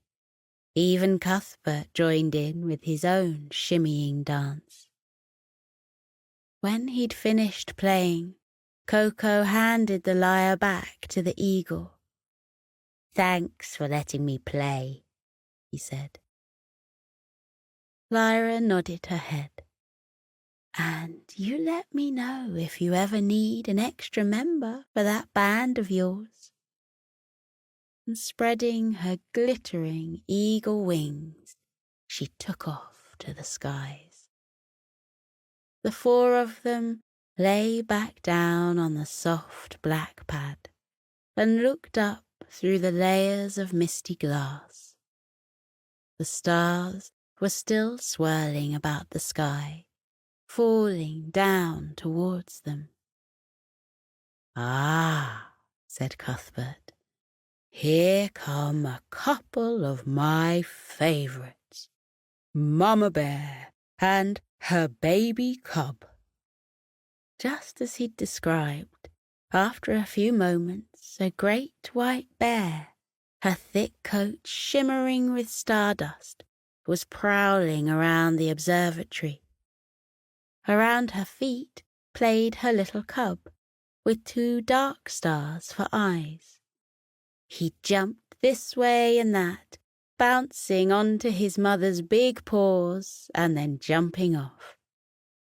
At last, though, the little bear cub gave a big yawn and curled up in the corner of the observatory. His mother noticed that he'd got tired, and she gave a big yawn too.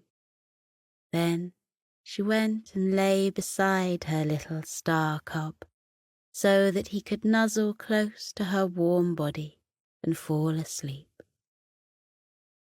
"Oh, listen," Koko and Kira's mum whispered to Cuthbert. "The baby bear is snoring gently. It seems that even the stars have bedtimes, and it looks like it's long past that little cub's." "And it looks like it's past Koko and Kira's bedtimes too," replied Cuthbert, nodding his head towards the little koala and the little panda bear. Koko and Kira's mum turned around and was surprised to see that her 2 children were now fast asleep, curled up in Cuthbert's stargazing observatory. Their chests were rising and falling gently, the fur on their chins rippling where their sleepy breath was coming raggedly out of their noses. In his sleep, Koko rolled over and slipped a little paw into Kira's so that he could hold it. Their mother's heart was filled up by a swell of love and pride for her children. "I should get them home to bed," she whispered to Cuthbert. "But do you mind if we stay in the observatory a little longer? I enjoy watching the stars. It makes me feel very much at peace." Cuthbert, of course, said she was more than welcome to stay as long as she liked. So the 2 of them lay staring up at the stars, which swirled and swayed up above them. They saw Pegasus gliding through the atmosphere. They heard the sound of the eagle's lyre echoing through the heavens. They stared up into the great expanse of sky, while around them 4 bears slept soundly: Koko the koala, Kira the panda, and the starry mama bear and her baby cub. They stayed watching the stars until Koko's mother herself began to yawn. She said her goodnights to Cuthbert and lifted her children into her arms. Then she carried them back through the quiet forest, led back to her log cabin by the light of the stars. This is Koko Goes Rock Pooling by Luke Prendergast.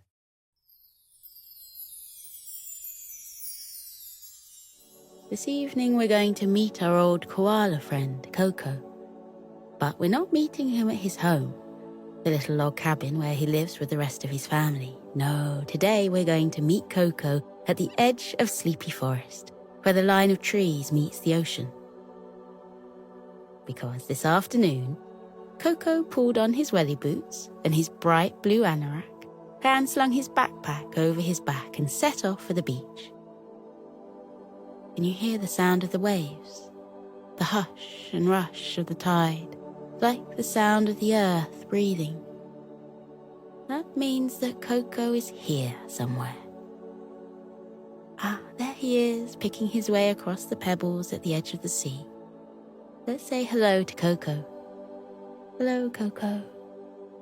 Koko walks across the beach, hearing the shingle crunch satisfyingly beneath his bright yellow welly boots. There is a gentle breeze, and on it, you can smell the salt of the sea. And on the fur of his face, he can feel the little droplets of seawater that are carried on the breeze. Koko's come to the beach today to go rock pooling. In amongst the rocks at the edge of the water are small pools that get filled by the seawater. Koko has learnt from his teachers at Sleepy Elementary School that these rock pools become the perfect homes for all kinds of sea creatures, animals and plants alike. And that if you put on your wet weather gear and go and peer into the rock pools, you may discover some quite wonderful things. So this is exactly what Koko has done.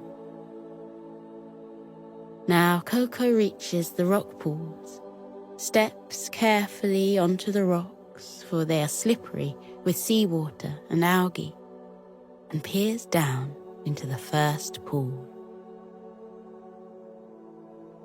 The water sparkles like crystal, catching the pale light of the early evening sun. Beneath the sparkling, the water is deep and dark. Sometimes it looks blue. Sometimes it looks green. Other times it looks black as ink.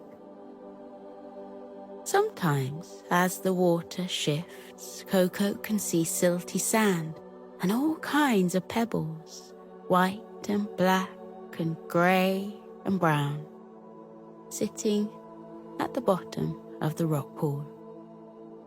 But no other creatures just yet. Koko scrambles cautiously over the rocks until he has reached the second rock pool. He peers down into the shimmering water and sees more pebbles at the bottom, but still no creatures. And so Koko scrambles to yet another rock pool and peers into the water. This time, he sees something. It's a sparkling yellow shape beneath the surface of the water. Before Koko can make out what it is, the friendly face of a pufferfish pokes up through the surface of the water. "Hello," says the pufferfish. "Hello," says Koko, who is not so much startled as glad to see the friendly face of a creature swimming about the rock pool. who are you? The pufferfish tells him his name is Zen, and Koko introduces himself. Hello, Koko, says Zen the pufferfish, blowing up his body full of air. Nice to meet you. Now, can I tell you a little secret? Ah, yes, please, Koko replies. I love to hear secrets. Well, the thing is, says Zen, I've been watching you for a few minutes, actually. I watched you peer into that pool over there, and then into that pool over there, and then finally into this pool here. Can I ask you, why did you move on from each rock pool so quickly? Well, Koko explains, I moved on because I couldn't find any little creatures in the pools. Ah, sighs Zen, nodding wisely. I thought that might be the case. But let me tell you one more thing.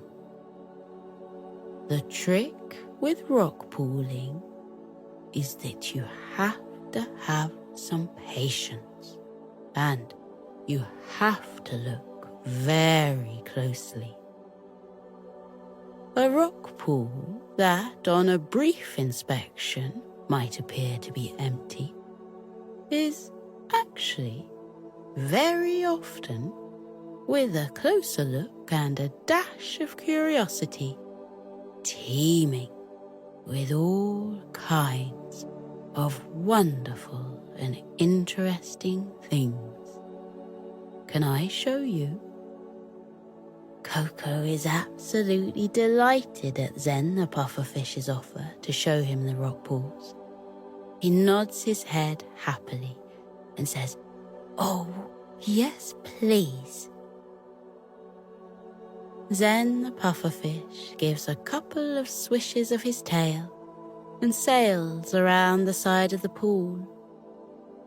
Koko follows, and when he reaches where Zen has come to rest, the pufferfish tells him to look deep in the water. Koko looks at the sparkling water, at the rocks at the bottom, and the way the tide pulls at the pool and then releases. Keep looking, Zen encourages him. Don't look away. Look harder. Look deeper. Koko tries to do as Zen advises, and then, to his great delight and surprise, he does really begin to see things in the rock pool that he hadn't been able to see before. First, he sees that there are not only beautiful coloured pebbles at the bottom of the pool, but tufts of swaying seaweed too. The seaweed is dark and silky. It billows in the water in the same way that the leaves on the trees in Sleepy Forest billow in a gentle wind. That's it, says Zen. Look even closer.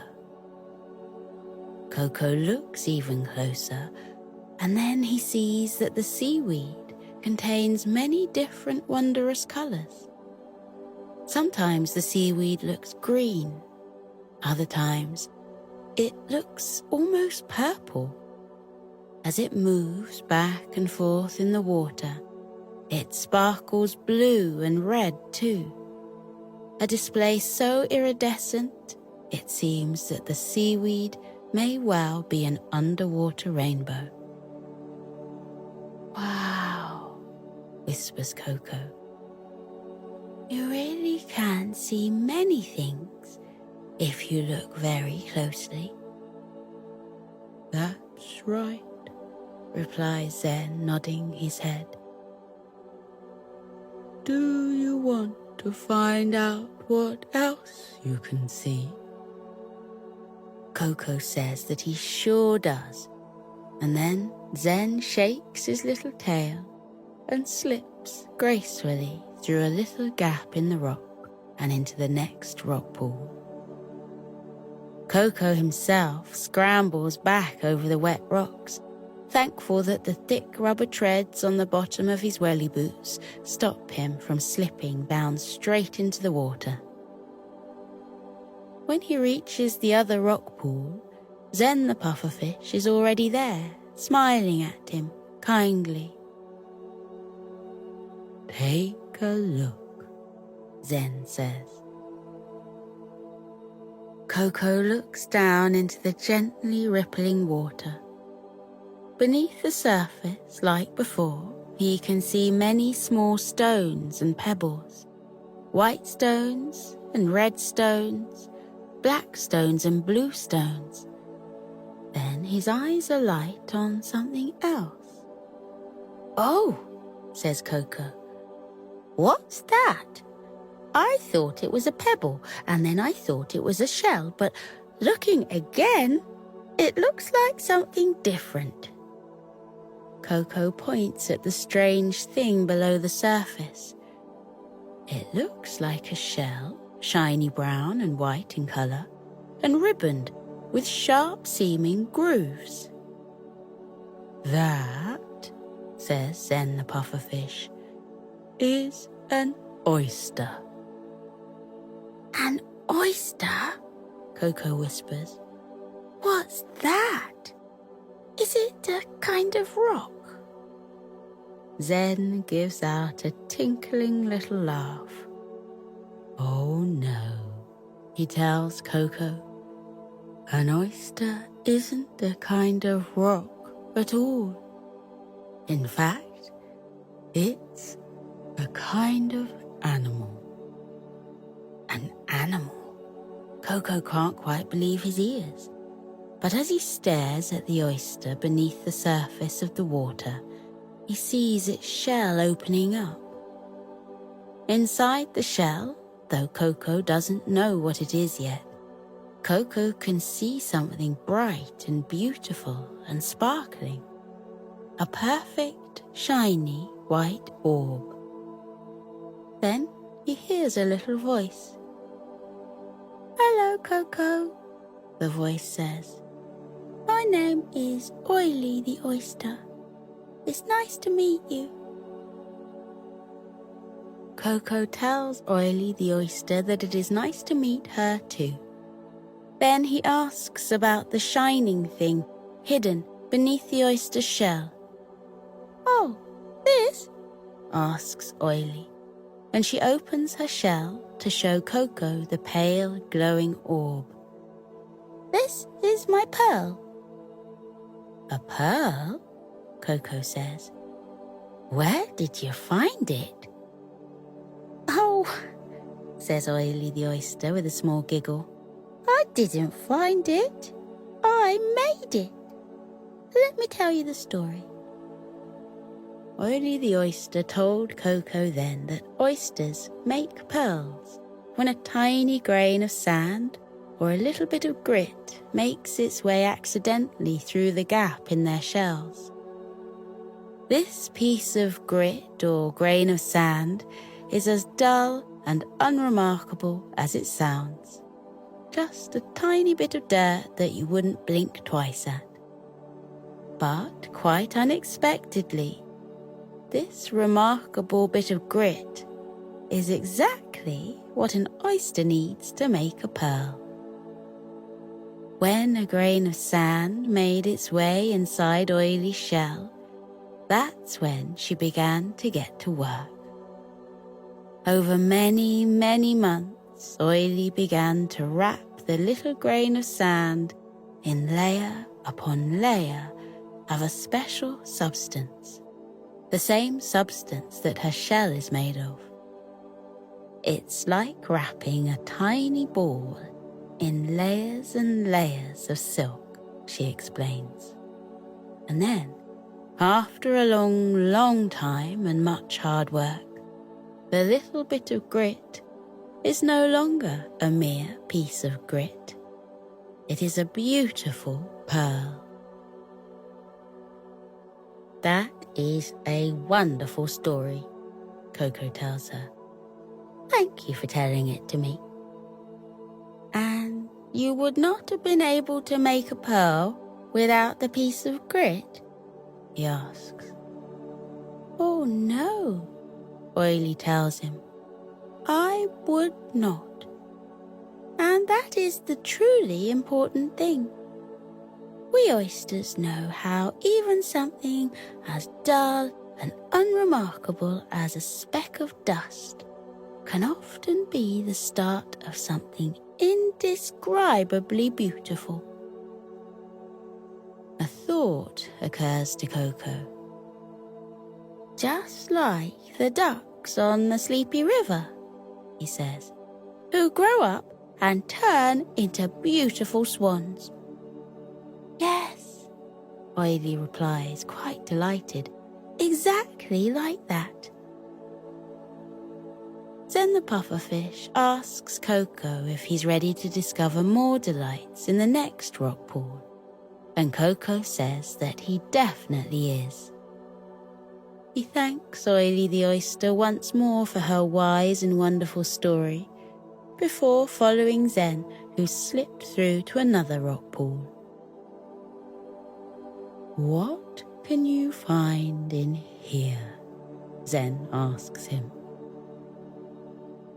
Koko perches on a shelf of the dark rock and peers into the water. The pool, he thinks, seems empty, apart from the normal pebbles at the bottom. The sound of the sea tide fills Koko's ears. It reminds him of the sound his mum's nails make on his back when she's scratching an itch for him. And Koko likes the idea very much that it is the sea's job to scratch the land's back. And then, quite curiously, just as he's having this thought, he notices things in the rock pool that he hadn't noticed before. He sees the shells of some limpets sucking hard on the surface of the rocks. He sees seaweed drifting back and forth like long fronds of hair. He sees bright red anemones waving their frilly red tendrils through the water. Then Koko sees something moving in the water, and he notices that a crab has been hiding in the crevice of a rock.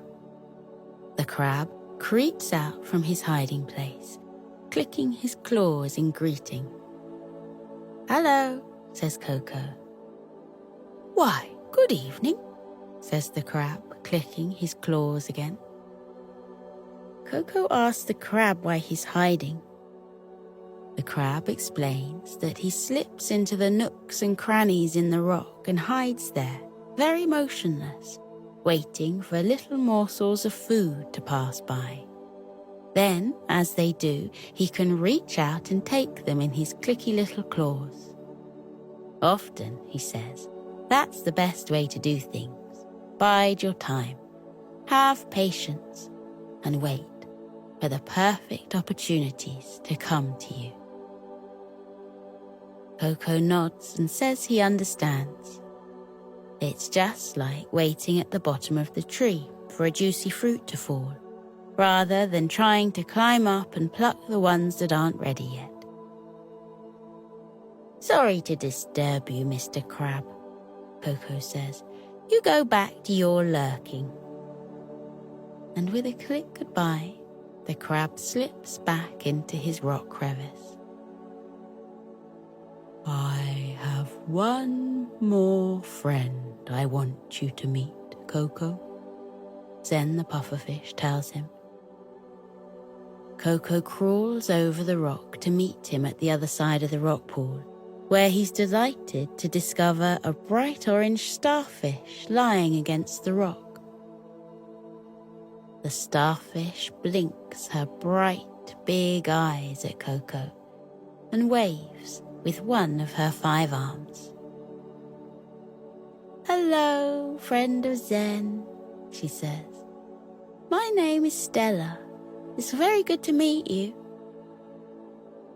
Koko says that it's very good to meet her too, and he tells her that Zen has been showing him all of the wonderful creatures and discoveries that are to be found in the rock pools. "Oh yes," sighs Stella the starfish. "The more you look amongst the rock pools, the more you'll find. They truly are a never-ending gift. But would you like to know one of my favorite things about these rock pools?" "Oh, yes, please," Koko replies. "Okay," says Stella. "But in order to see it, you have to be just like me. You have to lie down on the rock, on your back." Koko does as Stella says. He turns over and lies with his back on the rock. Then he looks up and he can't believe his eyes. Up above him, the sky stretches out like a dark blue cloth. The sun has set. Evening has come to the sea at the edge of Sleepy Forest, almost without his noticing it. And that dark blue cloth of the sky is dotted with thousands, if not millions, of stars. It is as though someone has taken a needle and embroidered the sky with gold and silver threads. They sparkle and shimmer, a whole galaxy of twinkling stars. "This is why you can always find me lying on this rock," Stella tells them. "Because from here, you can look up to the sky and fill your eyes up with stars. Maybe that's why they call me a starfish too. Not only because I look like a star with my 5 arms, but because I feel so connected to them too, and love to look up at them when they come out at night. And sometimes, when I lie here a long time and listen very closely, I can hear them singing to me. All those stars. It's like a chorus coming down from the sky. And sometimes I even sing back to them. Would you like to sing to the stars with me?" Koko and Zen the pufferfish say they would love to sing to the stars. And so, following Stella's lead, they sing a soothing lullaby up to the sky. And when they're finished, in the silence that comes after their song, Koko swears that he can hear it, a shimmering, far-off, ethereal sound. The sound of the stars singing back. Koko and Stella the starfish and Zen the pufferfish all gaze up at the sky, listening to the sound of the stars' lullaby. Then Koko gives a big yawn. He hasn't realized how tired he is. "Time for bed," he tells Zen and Stella. He thanks Stella for showing him the star song, and he thanks Zen for guiding him around the rock pool so magnificently. "I can't wait to come back," he says, and he means it. Then Koko makes his way back through Sleepy Forest, back to the cabin where his warm bed will be waiting. What an afternoon he has had. There have been so many things that he's discovered at the rock pool. The seaweed billowing beneath the surface, Oily the oyster and her story about how pearls are formed around grains of meager sand, Stella the starfish and her sky full of stars, and, of course, Koko's new pal, Zen the pufferfish. What a day it's been. When Koko gets back to his cabin, he is very tired. He brushes his teeth, puts on his pajamas, and crawls into his delightfully warm bed. Outside, he hears the wind in the trees, the sound of the leaves whispering to each other. He smiles to himself as he falls asleep. And then, at last, he drifts into a deep and peaceful sleep,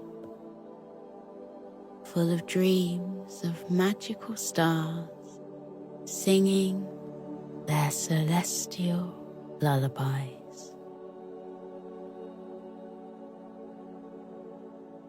We're drifting towards dreams now, the happiest, loveliest dreams you've ever dreamt. We're calm and cozy. Your breathing is relaxed and you can feel that lovely weight of the blanket keeping you safe and warm. Aren't you comfy? You are so warm and cozy, so sleepy. As you drift into dreams, count all the things you're grateful for. Let yourself fill up with all of the little moments that made you smile today. See the faces of the people that made you laugh. Think of the things that challenged you. Think of the things you learned and the practice that meant you'll be a little bit better tomorrow than you were today. Think about how warm and cozy and sleepy you are here in your bed. What a day you had. Wonderful things lie ahead for you too. You will have wonderful adventures tomorrow and the next day and the one after that. The whole world is waiting for you. But there's no rush. There's nothing more to do today. All that's left for today is rest, deep, cozy sleep. The most beautiful of dreams are waiting for you now. That's why you're drifting off, gently, into dreamland. So keep breathing slowly. Let yourself get toasty warm. Let your eyelids stay heavy. And know that you are safe. Remember that you are smart. You are brave. You are kind. And you are loved. Think it to yourself. I am smart. I am brave. I am kind. I am loved. You are a dream. When tomorrow comes, you'll face it with a smile, because you are smart, brave, kind and loved. Because you are you, uniquely, wonderfully you. What kind of dream are you drifting towards tonight? You can dream however you want, because your imagination is as wide as the universe. What will you find in tonight's dream? Maybe you'll see your favorite characters. Is that Hector and Sunny over there? Maybe you'll visit the moon, where there's mice eating cheese in the craters. Maybe you'll walk through Sleepy Forest, where Koko the Koala is strumming his pink ukulele on the banks of Sleepy River. Let your imagination take you away. Your dreams are all yours, and you deserve the sweetest dreams of all, because you are brave, you are kind, and you are loved. You are brave, you are kind, and you are loved, and you are wonderfully, uniquely you. You are a dream, and it's time to sleep, tucked up in your bed. Breathe slowly and melt into your bed. Isn't it warm and soft and cozy? It's time to rest. Take deep breaths in and out and let yourself relax as you say goodbye to the day. Let your body get even heavier. Let your whole body go floppy. Drift deeper into sleep with every breath and say goodnight. Remember, tomorrow will be a good day because you have a big heart. You are a good friend. You believe in yourself. You know there's nothing better to be than yourself. It's okay to get things wrong. It's okay to ask for help. You can do whatever you set your mind to. Be proud to be different. Be proud of your achievements. Be proud of yourself. You are a good learner. You are a good listener. You are a good example to others. You are valued. You are loved. You are sleepy. So drift off now, little one. Let the dreams take over. As you sleep, let your dreams take you to magical lands and faraway places. Remember, there's no room for worries in your dreams, just magic.